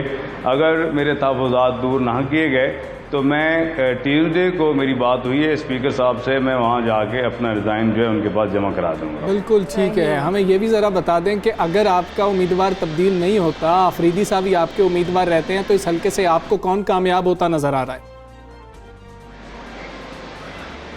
देखें, फिर मेरे ख्याल से हम बड़े बुरे तरीके से हार जाएंगे और इसका फ़ायदा जो है मुस्तफ़ा कमाल भी उठा सकते हैं, मिफ्ताह इस्माइल भी यहाँ से विन कर सकते हैं और पीपल्स पार्टी भी यहाँ पर काम कर रही है, पीपल्स पार्टी भी जीत सकती है। तहरीक इंसाफ फिर नहीं आ सकती, मतलब तीनों जमातों में से, चारों में से कोई भी आ सकता है, लेकिन तहरीक इंसाफ अगर अमजद अवान ही रहते हैं, अमजद आफरीदी रहते हैं, तो फिर जो है तहरीक इंसाफ नहीं आ सकती। जी, इसलिए कि अमजद आफरीदी नहायत ही कमज़ोर उम्मीदवार हैं। वो 2015-16 के अंदर बल्दियात के इलेक्शन लड़े, वो अपने यूसी का इलेक्शन हार गए, 4थे नंबर पे आए, 5वें नंबर पे। अच्छा। जनरल इलेक्शन के अंदर 112 से वो सूबाई असम्बली का इलेक्शन लड़े, वो बुरे तरीके से वहाँ हार गए। मैं तो हैरान होता हूँ पार्लियामेंट्री बोर्ड के अंदर जो लोग थे कि उन्होंने इतने फैसल वाडा के बुक्स में जाके ये फैसला किया कि इस हल्के की सीट हार के PM साहब तक ये मैसेज आए कि ये फैसल वाडा की परफॉर्मेंस ना होने की वजह से उन्होंने डिलीवर नहीं किया, बल्दिये के लोग फैसल वाडा से नाराज़ थे, जिसकी वजह से ये रिजल्ट निकला। अच्छा ठीक है, अमान साहब एक तो हमें ये बताएं कि फैसल वाडा साहब से एतराज़ क्या है लोगों को जिनको इख्तलाफात है? बहुत बड़े नाम आपने लिए जिनको इख्तलाफ है। दूसरा, अगर इन लोगों को इख्तलाफ था तो उनको सेनेटर का टिकट कैसे मिल गया उसी पार्लिमानी बोर्ड से, या पार्लिमानी बोर्ड कुछ मुख्तलिफ है? देखें, ये इख्तिलाफ तो पहले भी था, लेकिन शायद जब इनको सेनेट में भेजने का सेनेट का टिकट दिया गया तो उस पर कुछ हमारे पार्टी के लीडर्स को ज़्यादा इख्तिलाफ हुआ, उसके अंदर कुछ और लोग भी इंटरेस्टेड थे और वो इनका रास्ता रोकना भी चाह रहे थे, शायद ये भी वजह हो सकती है और इसके अलावा भी। लेकिन मैं फिर भी रिक्वेस्ट मैंने की है पार्टी लीडरशिप को कि अगर हमने ये सीट जीतनी है तो एक मजबूत उम्मीदवार दे दें। अगर पार्टी ये डिसाइड कर बैठी है कि ये सीट हम नहीं जीत सकते, और इसके अलावा बड़ी बदकिस्मती कि जब मैंने इनसे कहा कि कमज़ोर उम्मीदवार आपने उतारा है, तो उनकी तरफ से ये कहना था पार्लियामेंट्री बोर्ड के कुछ मेंबरान की तरफ से कि ये सीट हम हार चुके हैं, हमें कहीं किसी जगह से बताया गया है कि ये सीट हम नहीं जीत सकते, इस वजह से हम यहाँ एक वर्कर को इलेक्शन लड़वा रहे हैं। ठीक है, एक वर्कर को खुश किया जा रहा है, आपके मुताबिक ऐसा है। और फैसल वाडा साहब से क्योंकि इख्तलाफात हैं, इसलिए चाहती है पाकिस्तान तहरीक इंसाफ कराची खुद कि ये सीट हार दी जाए। बहुत शुक्रिया आपका। शहजाद अमान साहब हमारे साथ थे, जो कि पाकिस्तान तहरीक इंसाफ के MP हैं। जी हाँ, और अब आगे बढ़ते हैं। मेरे ख्याल में हमजा जनूबी पंजाब की कुछ बात कर लेते हैं। जनूबी पंजाब सूबे का सुहाना ख्वाब कभी पूरा होगा, ये एक सवाल है। मुल्क में जितनी भी हुकूमतें इक़्तिदार में आती रहीं, उन्होंने जनूबी पंजाब के अवाम की महरूमियों की बात की कि इनको दूर किया जाएगा, लेकिन अमली तौर पर इस सिलसिले में कुछ भी होता हुआ नज़र नहीं आ रहा। हाँ जी, जिसके नतीजे में वहाँ के अवाम पसमानदगी से बाहर नहीं निकल सके। पाकिस्तान तहरीक इंसाफ की हुकूमत आई, एक उम्मीद बंधी कि पाकिस्तान तहरीक इंसाफ का जो नारा है, फिर कुछ सेक्रेटेरिएट की बात हुई, सेक्रेटेरिएट कायम करने की बात हुई, भावलपुर और मुल्तान का मामला था, वज़ीर आला पंजाब वहाँ पर जाते भी रहे, लेकिन अब कुछ अच्छी खबरें नहीं आ रही हैं। अब उन सेक्रेटेरिएट को भी लाहौर सेक्रेटेरिएट के मातहत कर दिया गया है कि इनका नज़्मो ज़ब्त जो है या निज़ाम जो है वो लाहौर सेक्रेटेरिएट ही चलाएंगे। तो उससे जो आवाम की उम्मीदें बंधी थी जो पाकिस्तान तहरीक इंसाफ की हुकूमत से, वो किसी हद तक टूट गई हैं। हाँ बिल्कुल, इसमें हम सदाकत भी जानेंगे कितनी सदाकत है, कि वाकई ऐसा किया भी जा रहा है, नहीं किया जा रहा। पाकिस्तान तहरीक इंसाफ हुकूमत के मौजूदा दौर में अवाम की सहूलियात के लिए जनूबी पंजाब सेक्रेटेरिएट कायम किया गया था, जिससे लोगों को ये उम्मीद थी कि मौजूदा हुकूमत उनकी मुश्किलात के इजाले के लिए अमली इक़दामात करने पर यकीन रखती है। और फिर वज़ीर आला पंजाब सरदार उस्मान बुज़दार का वहाँ से ताल्लुक़ होना, इस हवाले से भी कहा जा रहा था कि वो महरूमियों को बहुत अच्छे तरीके से समझते हैं, सिर्फ मामलात लाहौर से नहीं चल रहे होंगे, लाहौर से नहीं चल रहे होंगे। मगर इस हुकूमत के दावे पर भी गुजरते वक्त के साथ साथ धूल पड़ती जा रही है, या कहते हैं कि हवा में उड़ता जा रहा है ये दावा भी। अब इतलात के मुताबिक अगस्त 2020 में कायम किए गए जनूबी पंजाब सेक्रेटेरिएट को लाहौर सेक्रेटेरिएट के मातहत बाकायदा तौर पर कर दिया गया है। ज़राए का कहना है कि additional chief secretary south Zahid Akhtar Zaman को पहले ही बाहर तैनात कर दिया गया। कहा जा रहा है कि वो नाराज़ हो गए थे कि आप क्यों मातहत कर रहे हैं, और इस तरह की खबरें आ रही थी, जबकि जनूबी पंजाब के महकमों के सेक्रेटरीज़ को लाहौर में अपनी मुतल्लिका महकमों में सेक्रेटरीज़ के मातहत बना दिया गया है। पहले जो एडिशनल चीफ सेक्रेटरी साहब थे वो डायरेक्टली वज़ीर आला पंजाब को रिपोर्ट करते थे। तो ये वाले कुछ मामला थे जिनको शायद वापस लिया जा रहा है। अभी पूरी तरह तो ये सेक्रेटेरिएट फाल भी नहीं हुए थे। पहले जनूबी पंजाब सेक्रेटेरिएट के secretaries additional chief secretary south के तवस्सुत से बराह रास्ता वज़ीर आला को रिपोर्ट करते थे। अब किसको रिपोर्ट करेंगे, क्योंकि एडिशनल चीफ सेक्रेटरी शायद आज की तारीख में कोई भी नहीं है। ये भी सवाल उठ रहे हैं इस हवाले से। तो इस हवाले से मज़ीद जो है वो हम बात भी कर लेंगे। हमारे नुमाइंदे आसिफ जो इस वक्त जनूबी पंजाब के सेक्रेटेरिएट के बाहर मौजूद हैं। आसिफ बताइएगा, क्या जनूबी पंजाब सेक्रेटेरिएट को एक किस्म का गैर फॉल कर दिया गया है? क्या खबरें इस हवाले से आपके पास? जी बिल्कुल, देखिए जनूबी पंजाब सेक्रेटेरिएट के हवाले से बात की जाए तो 12 बार जो हुकूमतें आई हैं उसने जनूबी पंजाब के हवाले से वादे किए हैं। पीपल्स पार्टी जब हुकूमत में रही तो यूसुफ रज़ा गिलानी यहाँ से वज़ीर आज़म बने, उन्होंने भी जनूबी पंजाब की आवाम के साथ 12 बार वादे किए कि जो जनूबी पंजाब सूबा है उसको अलग अलग सूबा बनाएंगे, उनको अलग जो पहचान है वो दी जाएगी। लेकिन जनूबी जो पीपल पार्टी का अदवार था, यूसुफ रज़ा गिलानी यहाँ से वज़ीर आज़म रहे, वो भी अपना ये वादा जो है जनूबी पंजाब की आवाम के साथ पूरा ना कर सके। इसके बाद मुस्लिम लीग नून की हुकूमत आई, उन्होंने भी 12 बार यहाँ पर वादे किए, लेकिन वो भी वादे जो है वफा ना हो सके। इसके बाद पाकिस्तान जो तहरीक इंसाफ की हुकूमत ने, इमरान खान ने जब मुल्तान में आकर जलसा किया था, और एक तारीख साथ जलसा था किला कोना कासम बाग, वहाँ पर भी इमरान खान ने जो जनूबी पंजाब की आवाम थी उनसे वादा किया था कि जो हम पाकिस्तान तहरीक इंसाफ की जैसे ही हुकूमत आएगी तो सबसे पहला जो कदम होगा वो 90 दिन के अंदर जो जनूबी पंजाब सूबा है उसका अमल, जो हकीकी अमल है वो लाया जाएगा। लेकिन पाकिस्तान तहरीक इंसाफ की हुकूमत के भी 3 साल मुकम्मल होने को है, लेकिन अभी तक ना तो वो सूबा बनाया गया, जबकि सेक्रेटेरिएट बनाने की बातें ज़रूर की गई थी, लेकिन सेक्रेटेरिएट भी अभी तक फाल ना हो सका, गैर फाल है। यहाँ पर सेक्रेटेरिएट के हवाले से बात की जाए तो कुछ सेक्रेटरीज जनूबी पंजाब के हवाले से कुछ सेक्रेटरीज तैनात किए थे, जो कि बहावलपुर और मुल्तान में जो सेक्रेटरीज तैनात किए जाने थे, 2 जगह पे सेक्रेटेरिएट बनाने का ऐलान किया गया था हुकूमत की जानिब से। बहावलपुर में कुछ सेक्रेटरीज को बैठाने की बात की गई थी, जबकि कुछ मुल्तान में बैठाने की बात की थी। जबकि इस इशू पे भी अवाम में काफ़ी जो शोर है नज़र आया, वो यही कहती रही कि अवाम के एक जगह पर सेक्रेटेरिएट मुकम्मल बनाया जाए, उसको फ़ाल किया जाए, ताकि जो जनूबी पंजाब की आवाम है उनके जो मसाइल है वो उनके घर पे सुने जाए, उनकी यहाँ पर मुल्तान और बहावलपुर में उनके मसाइल सुने जाए। लेकिन हुकूमत की जानिब से कुछ महकमे यहाँ पर सेक्रेटरीज तैनात किए गए थे। बिल्कुल ठीक है, आसिफ आपने हमें तफसीली तौर पर आगाह किया है, आपका बहुत शुक्रिया। इसी हम बात करेंगे तर्जुमान पंजाब हुकूमत नदीम कुरैशी साहब हमारे साथ मौजूद हैं। नदीम कुरैशी साहब अस्सलाम वालेकुम। पहले तो ये बताएं कि जो इतलात आ रही हैं, क्या ये दुरुस्त है कि जनूबी पंजाब सेक्रेटेरिएट के इख्तियारात कम कर दिए गए हैं, लाहौर सेक्रेटेरिएट के मातहत कर दिया गया? बिस्मिल्लाहिर्रहमानिर्रहीम। देखिए इस तरह की कोई इतला दुरुस्त नहीं है।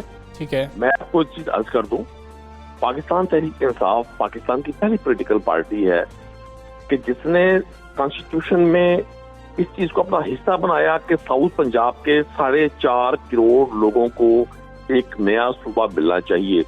12.5 करोड़ का सूबा है पंजाब।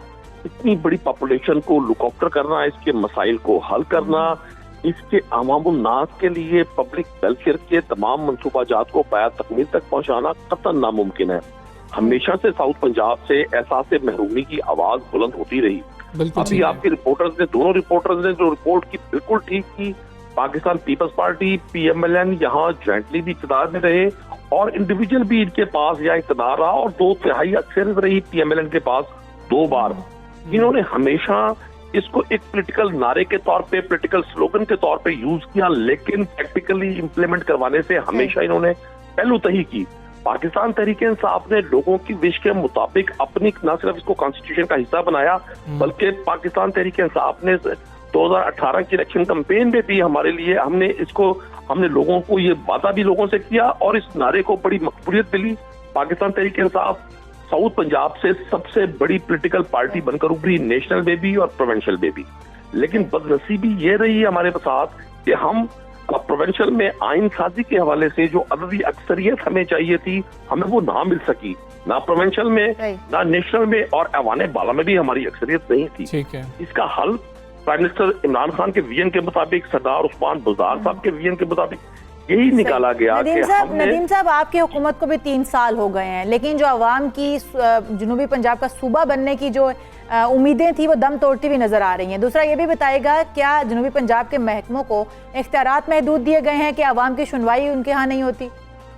देखिए, ऐसा नहीं है कि जनूबी पंजाब के लोगों की उस ख्वाहिश को नजरअंदाज किया गया हो। बहुत बड़ा ब्रेक थ्रू, 72 ईयर की हिस्ट्री में बहुत बड़ा ब्रेक थ्रू कि बाकायदा सिविल सेक्रेटेरिएट का यहाँ पे उसको ना सिर्फ फंक्शन का कर दिया गया, बल्कि आपने सुना होगा कि ये कोविड की जो प्राइम मिनिस्टर की जो पॉजिटिव की रिपोर्ट आई, अल्लाह ताला उनको सेहत दे, उनका मुल्तान का ऑलमोस्ट विजिट फाइनल था। उन्होंने इनॉग्रेशन करनी थी यहाँ उस बिल्डिंग की, उस इमारत की जहाँ पर सिविल सेक्रेटेरिएट ने बाकायदा काम करना था। अभी भी बहावलपुर में और मुल्तान में दोनों जगह 18 डिपार्टमेंट्स फंक्शनल है, बाकायदा स्टाफ डिप्यूट हो चुका, लोगों के काम हो रहे हैं। अभी जब मैं आपसे बात कर रहा हूँ, आज से जस्ट 1 डे बिफोर यहाँ के एडिशनल चीफ सेक्रेटरी ने पूरे साउथ पंजाब में मुख्तलिफ 18th ग्रेड के तमाम अफसरान की ट्रांसफर की हैं, पोस्टिंग की हैं। वो तमाम इख्तियारात यहाँ हैं, क्योंकि एक बहुत बड़ा कैनवस है। फौरी तौर पे 72 ईयर का डाटा, उसके तमाम उसके रिकॉर्ड को मुंतकिल करना कोई आसान काम नहीं है। बिल्कुल ठीक है, कैसा आप दुरुस्त कह रहे हैं कि इतना आसान काम नहीं है, कोशिश चलें की जा रही है। हमें ये बता दें कि जो एडिशनल चीफ सेक्रेटरी थे जाहिद अख्तर जमान साहब, क्या उनका वाकई तबादला कैबिनेट डिवीजन हो चुका हुआ है या अभी वही काम कर रहे हैं? दूसरी चीज़ हमें ये बता दें, ग्रेड 19 और उससे ऊपर के जो तबादले हैं उसका इख्तियार भी क्या लाहौर सेक्रेटेरिएट को दे दिया गया? देखिए इख्तियारात नहीं दिया गया, बाकायदा इसका रूल्स ऑफ बिजनेस पंजाब हुकूमत, पंजाब कैबिनेट ने अप्रूव किए हैं। मैं आपको 2 चीजें आपको अर्ज कर दूं, आपने बड़ा ये अहम आपने ये प्रोग्राम का हिस्सा बनाया। साउथ पंजाब के लोगों की ये बहुत बड़ी विश थी, और जितनी भी इस हवाले से अफवाहें गर्दिश कर रही हैं, मैं उन सबको कैटेगोरिकली मुस्तरद करता हूँ। साउथ पंजाब के बाकायदा जितने सेक्रेटरीज है, और जहां तक आपने एडिशनल चीफ सेक्रेटरी की बात की, देखिए ट्रांसफर पोस्टिंग रूटीन का हिस्सा होती है। ऐसा नहीं है कि यहाँ एडिशनल चीफ सेक्रेटरी अगर ट्रांसफर हो गए हैं और दूसरे ऑफिसर की तैनाती मुतवक्किल है तो खुदा न खास्ता इसकी वर्किंग में कोई फर्क पड़ेगा। मैं आपको बिल्कुल वाज़ेह बता रहा हूँ कि प्राइम मिनिस्टर इमरान खान का और बिलखुसूस यहाँ हम शाह महमूद कुरैशी साहब का भी नाम लेंगे क्योंकि वो मुल्तान से हैं, उनका भी बड़ा रोल है इस सारी एक्टिविटी में। और साथ साथ वज़ीर आला उस्मान बुज़दार ने भरपूर तरीके से इस सारे मरहले को तकमील करवाने में अपना रोल प्ले किया है। आप देखेंगे कि आने वाले दिनों में इंशाअल्लाह ताला ना सिर्फ साउथ पंजाब सिविल सेक्रेटेरिएट की बिल्डिंग का इफ्तिताह भी इमरान खान खुद करेंगे और बाकायदा यहाँ साउथ पंजाब के लोगों के जो मसाइल हैं, उनकी जो इश्यूज है वो साउथ पंजाब में ही हल होंगे, मुल्तान में और बहावलपुर में हल होंगे। इसको आप बिल्कुल ठीक है जी। नदीम कुरैशी साहब, बहुत शुक्रिया आपका। सुबह सवेरे पाकिस्तान से आप बात करें और उनका इशाल यही कहना है कि इख्तियारात जो हैं उस तरीके से लाहौर मुंतकिल नहीं किए गए हैं और यहीं पर सारे काम हो रहे होंगे जनूबी पंजाब से। बिल्कुल ऐसा ही है। यहाँ पर एक ब्रेक ले लेते हैं हमजा, मेरे ख्याल में ब्रेक के बाद आपको फिर मिलते हैं। Stay with us.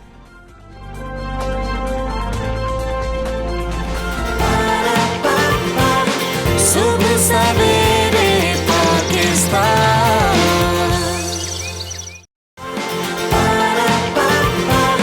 सुबह सवेरे पाकिस्तान।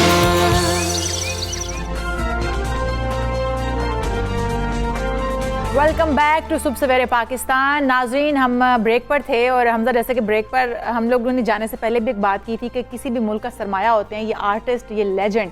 तो जब ब्रेक में हम बैठे हुए तो हम बड़े खूबसूरत नगमे सुन रहे थे और एक सुकून सा मिल रहा था। और हम बात कर रहे हैं कुछ ऐसे ही मेहमान भी हमारे साथ मौजूद हैं। मुनफरिद गायक हैं गुलकार साईं ज़हूर अहमद, जो पूरी दुनिया में पाकिस्तान की पहचान है। साईं ज़हूर साहब जो हैं 2006 में BBC वर्ल्ड म्यूजिक अवार्ड से भी नवाजे जा चुके हैं और उनकी आवाज़ को वॉइस ऑफ द ईयर का खिताब भी दिया गया था। वैसे ये अगर हम बात कर लें कि इस तरह के अवार्ड्स मिले थे तो साईं साहब को जब हम देख लेते हैं, साईं ज़हूर को, और उनको सुन लेते हैं तो किसी अवार्ड की ज़रूरत नहीं रह जाती, सब कुछ मुकम्मल हो जाता है। और अपनी ज़िंदगी का सबसे ज़्यादा हिस्सा जो है ना इन्होंने सूफिया कराम के मज़ारात पर गुजारा है, जिसकी वजह से उनकी गायकी का अंदाज भी बिल्कुल सूफियाना है, बड़ा सुकून मिलता है। सुकून मिलता है, वही मैं बात कर रही। ब्रेक में हम लोगों ने थोड़ा सुना भी उन्हें तो हमें एक सुकून सा मिला है। सूफी कलाम को म्यूजिक में ढालकर अपनी मुनफरिद आवाज़ और अंदाज से इस तरह गाते हैं कि सुनने वाले किसी अलग ही दुनिया में चले जाते हैं। तो आपको भी सुनवाते हैं। साईं ज़हूर हमारे साथ ही मौजूद हैं।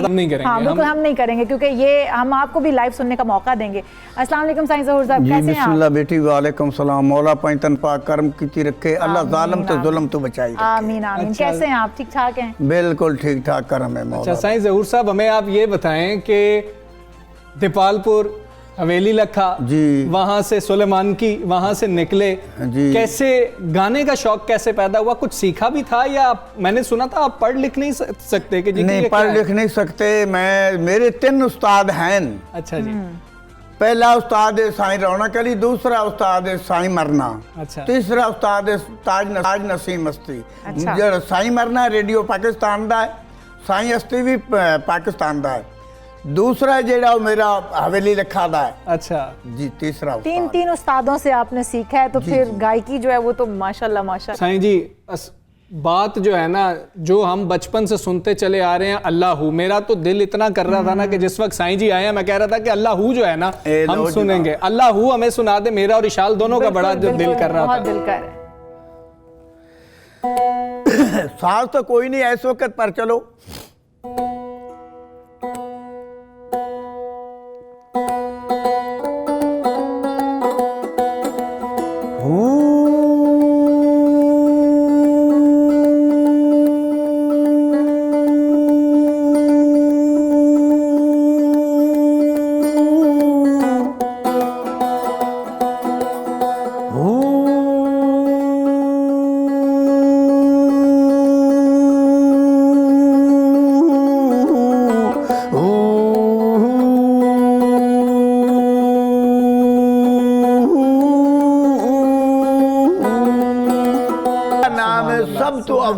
बेशक, सुभान अल्लाह, बेशक बेशक।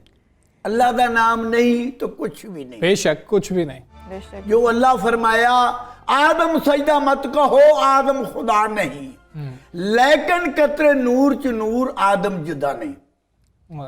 अल्लाह पाक ने नबी दा रूह कुतुब तारे च रखा गया। या रब सिफता तेरियां, तेरा अंत ना आया। मिट्टी दा कलबूत अल्लाह पाक बनाया। अर्शा तू बेजी जिंदगी विच रूह टिकाया, वे खंडेरी कोठड़ी ये रूह पछोताया। रूआ हुण क्यों पछोतान है, वेला वक्त वे आया, हुक्म दिता अल्लाह पाक ने वही फुल तोड़ ले आया, पर विच मक्के दे आके वही फुल पग टिकाया, सजदे गया फुल रह गया, चेता नहीं आया, घर अब्दुल्लो टुर पिया, मुतविलदा जाया, विच मक्के दे आके उन्हें शीश झुकाया, सजदे गया जा वेखिया ओ फुल नजरी आया, चाह के ओ फुल टुर पिया घर हरमनु आया, रते पीड़े माई एमना फुल झोली सुपाया, लई सु फुल दी बाशना हजरत सितमी आया, 9 महीने नबी साहब विच कुख समाया, पढ़ ले कलमा नबी दा ए अल्लाह फरमाए। वाह वाह, सुभान अल्लाह सुभान अल्लाह सुभान अल्लाह, क्या बात है। साईं ज़हूर साहब बहुत शुक्रिया, आप आए हमारे प्रो में, हमारे स्टूडियो में आए, बहुत शुक्रिया, बहुत हमें अच्छा लगा, बहुत सुकून मिला जो आपने कलाम सुनाया हमें। जनाब मैं एक दुआ करना कि मेरे पाकिस्तान दी अल्लाह मेरे फौज दी इन्नी की हिम्मत देवे कि मेरे पाकिस्तान दे राखें, पाकिस्तान दे खातर लड़ रहे हैं, पाकिस्तान दे खातर जाना दे रहे हैं, पाकिस्तान दे खातर पाकिस्तान बना रहे हैं, पाकिस्तान बचा रहे हैं। माशाल्लाह माशाल्लाह, बहुत शुक्रिया। मौला पैंतन पाक सब दी अल्लाह जालिम ते जुल्म तू बचावे। बिल्कुल, बहुत बहुत मेहरबानी, थैंक यू वेरी मच। बहुत शुक्रिया साईं ज़हूर साहब हमारे साथ ही मौजूद थे और आपने सुना कि किस तरीके से यकीनन घर पे बैठे हुए आप लोग भी इसको सुनकर सहर आप पे भी तारी हो गया होगा, आप भी कहीं खो गए होंगे, क्योंकि ये कलाम बहुत ही खूबसूरत अल्लाह कलाम ऐसे ही है। आगे बढ़ते हैं इशाल, थोड़ी सी बात कर लेते हैं क्रिकेट की, क्योंकि पाकिस्तान की टीम जो है वो टूर पे जाने वाली है। कौमी क्रिकेट टीम के कप्तान बाबर आजम ने जो है ना खामोशी जो है आखिरकार तोड़ दी है, जो सवालात उठ रहे थे सिलेक्शन के ऐसे ही है। उन्होंने कहा है कि जी हमारे कोई इख्तलाफात नहीं है, टीम सिलेक्शन में इख्तलाफात के हवाले से अफवाहों पर वाजे कर दिया है कि इजलास की बातें जो हैं वो मीटिंग रूम तक रहें तो ज़्यादा अच्छा है। वो कहते हैं क्योंकि बाहर आती हैं तो अच्छा नहीं लगता। तो जो इख्तलाफात थे वो तो अगर हैं भी उनके दरमियान में, तो मेरे ख्याल में उनका ये कहना था कि बाहर नहीं आने चाहिए। वैसे ये बात बड़ी इंपॉर्टेंट की है इशाल ने, बड़ी सादगी से इशाल ये बात करके ना राह फरार जो है ना वो ढूंढ रही थी या इख्तियार कर रही थी, यानी कि उन्होंने कहा कि अंदर की बातें बाहर नहीं आनी चाहिए, कुछ बातें तो हैं इसका कुछ मतलब बातें तो हैं। ये मतलब उन्होंने माना भी नहीं, एडमिट भी नहीं किया, लेकिन साथ ही साथ उन्होंने ये भी कह दिया कि अंदर रहनी चाहिए। लाहौर में ऑनलाइन प्रेस कॉन्फ्रेंस करते हुए बाबर आजम का ये कहना था कि इत्तेफाक या अदम इत्तेफाक हर जगह होता है, ठीक है। उन्होंने वाजे कर दिया कि होता है भाई, इसलिए इजलास की बातें कमरे तक ही रहें तो अच्छा है। हाँ, वो कहते हैं ये मेरी नहीं है, पूरे पाकिस्तान की टीम है, हमारी टीम है और मैं पूरी टीम को लेकर चलता हूँ। उन्होंने कहा कि वो सिलेक्शन का प्रोटोकॉल समझते हैं। साफ़ी की जानिब से उनसे पूछा गया कि आपके दिए गए नाम सिलेक्शन कमेटी से नहीं मिले, जिस पर आप नाखुश हैं, तो कौमी टीम के कप्तान ने जवाब दिया कि ऐसा कुछ नहीं है, मैं 1.5 साल से कप्तानी कर रहा हूं भाई, इस दौरान बहुत कुछ सीखा है और मजीद भी सीखता रहूंगा। उन्होंने कहा है कि हमारी कोशिश है कि बतौर टीम अच्छी कारकर्दगी दिखाई जाए और सरे फहरिस्त 3 टीमों में हमारा शुमार है। मैंने हमजा कहा भी था ना कि कुछ भी इख्तलाफात अगर हैं भी ज़ाती उनके तो रहें, लेकिन खेल टीम को अच्छा पेश करना चाहिए, क्योंकि अवाम जो है वो उम्मीद ये लगाए बैठी होती है कि हमारी पाकिस्तानी टीम जो है वो उनका मुल्क का नाम रोशन करेगी, उनकी उम्मीदों पर पूरा उतरेगी। बिल्कुल ऐसे ही है विशाल। अगर हम देख लें कि जिस तरीके से पाकिस्तानी टीम जाना चाह रही है, हसन अली का एक बार फिर से कोरोना जो है टेस्ट वो पॉजिटिव आ गया था। पॉजिटिव आने के बाद हसन अली क्या टूर पे जाएंगे नहीं जाएंगे, ज़्यादा तो यही चांसेस लग रहे हैं कि शायद हसन अली जो है टीम के साथ नहीं जा रहे होंगे। बहुत ही आला कमबैक किया था हसन अली ने और आते ही वो जो है कोरोना का शिकार हो गए, इंजरी से जो है डोमेस्टिक क्रिकेट खेल के वो वापस आए थे, तो बड़ा बेहतरीन कमबैक था और बड़ी अच्छी खेल पेश की। लेकिन अनफॉर्चुनेटली इस वक्त वो कोरोना पॉजिटिव हैं और दोबारा से कोरोना पॉजिटिव आ गया।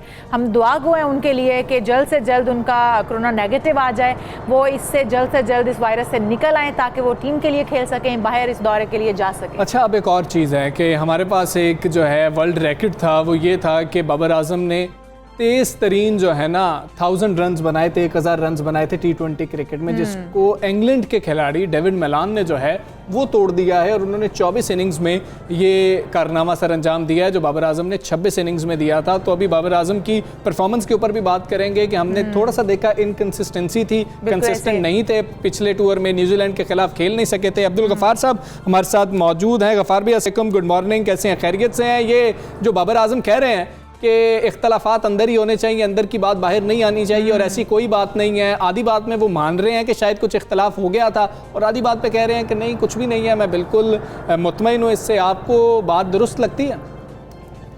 जी वालेकुम शुक्रिया। और जैसा आपने खुद कह दिया इंट्रो में कि कुछ भी ना कहा और कुछ बहुत कुछ कह गए,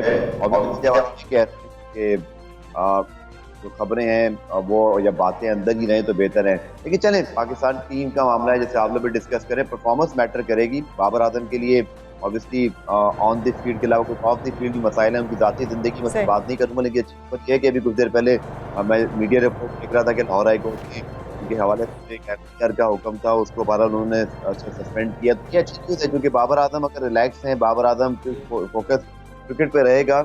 ये पाकिस्तान टीम का मामला है, यहाँ पर पूरी उनके लिए सपोर्ट है और आई विश कि वो बहुत ही फोकस के साथ काम करें। इस पर कजाकिस्तान ने लाहौर में बाबर आजम और शादाब खान 11 का एक प्रैक्टिस मैच भी अभी शुरू हो गया है। तो आई विश के जो क्रिकेट पे फोकस है वो बढ़ता रहे और जब पाकिस्तान टीम साउथ अफ्रीका जा रही है, मुश्किल दौरा होगा, वहाँ पर की परफॉर्मेंस बड़ी मिलेगी। अब्दुल गफ्फार, आप टीम की सिलेक्शन को किस तरह से देखते हैं, क्योंकि टीम आप तो दौरा जो फाइनल हो चुका, टीम सिलेक्शन को किस तरह से आप देखते हैं? मुतवाज़न स्क्वाड है, काफी बात हो गई इस पे इशाल, और आई थिंक अब तो इस स्क्वाड को अनाउंस हुए भी काफी दिन हो गए, लेकिन जो सारी चीजें थी सामने आई और बाबर से जब 2 दिन पहले बात हुई मीडिया की, तो उन्होंने, मुझे एक चीज बहुत अच्छी लगी कि अगर उन्होंने शर्जील खान, जिनके ऊपर पाकिस्तान की क्रिकेट फैंस, क्रिकेट फर्टैनिटी डिवाइडेड है, मोस्टली पीपल थिंकिंग के पाकिस्तान को उनकी जरूरत है, बट बहुत ही एक हार्ड लाइन भी लोगों ने ली हुई है कि नहीं, टैलेंटेड प्लेयर्स को नहीं आना चाहिए। बट मुझे अच्छा लगा कि बाबर ने उन्हें ओपनली डिफेंड किया। उन्होंने कहा कि I want Sharjeel in the team, क्योंकि मुझे लगता है कि उनकी ज़रूरत है पाकिस्तान टीम को, और उनकी फिटनेस के हवाले से भी उनको डिफेंड किया, उनकी परफॉर्मेंस को इम्पोर्टेंट करार दिया। तो यही होना चाहिए। मैं इस चीज़ का बड़ा हामी हूँ हमजा, कि पाकिस्तान हो या दुनिया का कोई भी कैप्टन, जिस शख्स ने टीम लड़ानी है, जिस शख्स ने हर दूसरे दिन मीडिया को जवाब देना है, चीफ सिलेक्टर तो रोज प्रेस कॉन्फ्रेंस नहीं करते, कप्तान से प्रेस कॉन्फ्रेंस पूछा जाता है, कप्तान पोस्ट मैच में, प्री मैच में, इसी तरह हर वक्त मीडिया इंटरेक्शन में जवाब दे होता है। तो जो जवाब दे है उसको ही ज्यादा पावर्स मिलनी चाहिए। और बाबर आजम नए कप्तान हैं, हमारे सुपरस्टार हैं, जितना हम उन्हें बैक करेंगे, जितना उन्हें हम सपोर्ट करेंगे, हम देखते हैं कि जब हारते हैं तो हम अक्सर 17-18 साल के जो नौजवान फास्ट बॉलर हैं उनको भी प्रेस कॉन्फ्रेंस के लिए भेज देते हैं कि ये हमारा कसूर था कि हम अच्छा परफॉर्म नहीं कर सके। पाकिस्तान में तो ऐसा होता है। ये हमें बताएं कि बाबर आजम की कारकर्दगी के ऊपर कुछ सवालात थे कि वो उस तरीके से कंसिस्टेंट नहीं थे, न्यूजीलैंड का टूर पूरा खेल ही नहीं सके थे। क्या वो इंजरी, इतना ज़्यादा गैप आना और फिर कप्तानी का जो प्रेशर है, इस वजह से उनकी परफॉर्मेंस थोड़ी सी नीचे आती हुई हमें नज़र आ रही है, या जो उनके पर्सनल कुछ मामला चल रहे हैं, ज़ाती कुछ केसेस चल रहे हैं, उसका भी प्रेशर है बाबर के ऊपर और उनकी पर्सनैलिटी, उसकी वजह से कुछ जो है धचका लगा है उसको?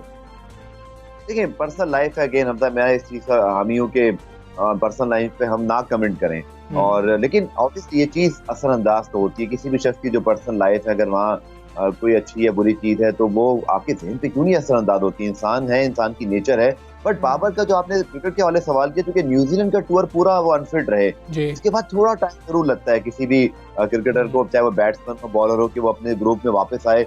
और बाबर जितने बड़े प्लेयर हैं, आई थिंक हम बतौर मीडिया भी, एनालिस्ट भी जरूर उनको इतनी रिस्पेक्ट दें। जैसे भारत में विराट कोहली, रोहित शर्मा अगर चंद मैचेस में रन नहीं करते तो कोई इतनी खास बात नहीं होती, वहाँ पे क्लास परमानेंट है। लेकिन उनकी फॉर्म जो है वो जरूर कभी टेम्परेरी या आगे पीछे हो सकती है, बट बाबर की जो क्लास है, आई थिंक हम सब उसको एडमायर करते हैं। वो एक बहुत बड़े प्लेयर हैं, उनका टैलेंट, उनका जो प्रोफेशनलिज्म है, तो मुझे बड़ी हाई होप्स हैं कि बाबर जरूर साउथ अफ्रीका में अच्छी परफॉर्मेंस देंगे। अच्छा, अब्दुल गफ्फार ये बताइएगा, क्योंकि हसन अली का दोबारा से कोरोना टेस्ट सुनने में आया कि पॉजिटिव आ गया, दूसरी मरतबा टेस्ट करवाया गया, क्या उनका फ्यूचर देख रहे हैं, क्या वो जा पाएंगे? मैंने कल चेक किया था पीसीबी से, और मेरी इत्तला के मुताबिक कल उनका एक और कोरोना टेस्ट जो है वो लिया जाना था। आई एम श्योर कि वो ले लिया गया होगा। उस टेस्ट के जो नताइज है वो आज एक्सपेक्टेड है 24 आवर्स के अंदर आ जाते हैं। इस टेस्ट पर उनका डिसीजन होगा, क्योंकि एक टेस्ट उनका पॉजिटिव आया था पाकिस्तान सुपर लीग में, उसके बाद एक और भी पॉजिटिव आया जब ये क्वारंटीन 14 डेज रावाला में मौजूद है, तो टीम को ज्वाइन नहीं किया। जैसे आपको इंटरव्यू में फरमा रही थी कि बहुत इंपॉर्टेंट है पाकिस्तान के लिए, हमें शाहीन शाफिदी के साथ एक बहुत सपोर्टिंग एक्ट के लिए जो हसन अली चाहिए, वेरी इसेंशियल। हसन अली हमारे वर्ल्ड T20 प्लान्स का हिस्सा है। अब एक टेस्ट उनका नेगेटिव आ गया था हमजा, एक टेस्ट कल ले लिया गया मेरी इत्तला के मुताबिक, अल्लाह करे वो भी नेगेटिव आ जाए, तो उसके बाद फिर वो पाकिस्तान टीम को जो है वो लाहौर में ज्वाइन कर सकेंगे। 24 तारीख को एक और टेस्ट तमाम स्क्वाड का होना है, तो अगर हसन अली उससे पहले आज या कल पहुंच जाते हैं, कल मोस्ट प्रोबेबली, और वो टेस्ट वो 24 वाला दे देते हैं, तो फिर ही वो जा सकेंगे। तो अभी थोड़ा सा अनसर्टेनिटी जरूर है, बट क्योंकि एक टेस्ट नेगेटिव आया है, मेडिकल हिस्ट्री यही कहती है कि अगर आप 14 डेज के बाद कोरोना वायरस होने के बाद एक टेस्ट नेगेटिव, तो दूसरा भी नेगेटिव होपफुली आ जाना चाहिए। आई एम होपफुल कि ऐसी हो। बिल्कुल ठीक है अब्दुल गफ्फार साहब, बहुत शुक्रिया आपका। सुबह सवेरे पाकिस्तान से आप बात करें और जो प्रेस कॉन्फ्रेंस की गई थी उस तनाजुर में, और जो हसन अली का फ्यूचर हो सकता है, उम्मीद करते हैं कि उनका जो टेस्ट है वो नेगेटिव आ जाएगा, नेगेटिव आ जाए, बिल्कुल वो खेल सकें। और इसके साथ खेल के लिए जाना ये तो एक अच्छी बात है उनके लिए, लेकिन फिर भी उन्हें सेहतयाब होना, उनकी फैमिली इस वक्त खासी परेशान होगी उनके कोविड टेस्ट को लेकर। तो हम उम्मीद करते हैं, दुआ गो हैं कि उनका टेस्ट नेगेटिव आए। चलें जी, मुझे और इशाल को इजाज़त दें, इंशाल्लाह फिर मुलाकात तो होगी। अपना आप बहुत ख्याल रखें। अल्लाह हाफ़िज़। अल्लाह हाफ़िज़।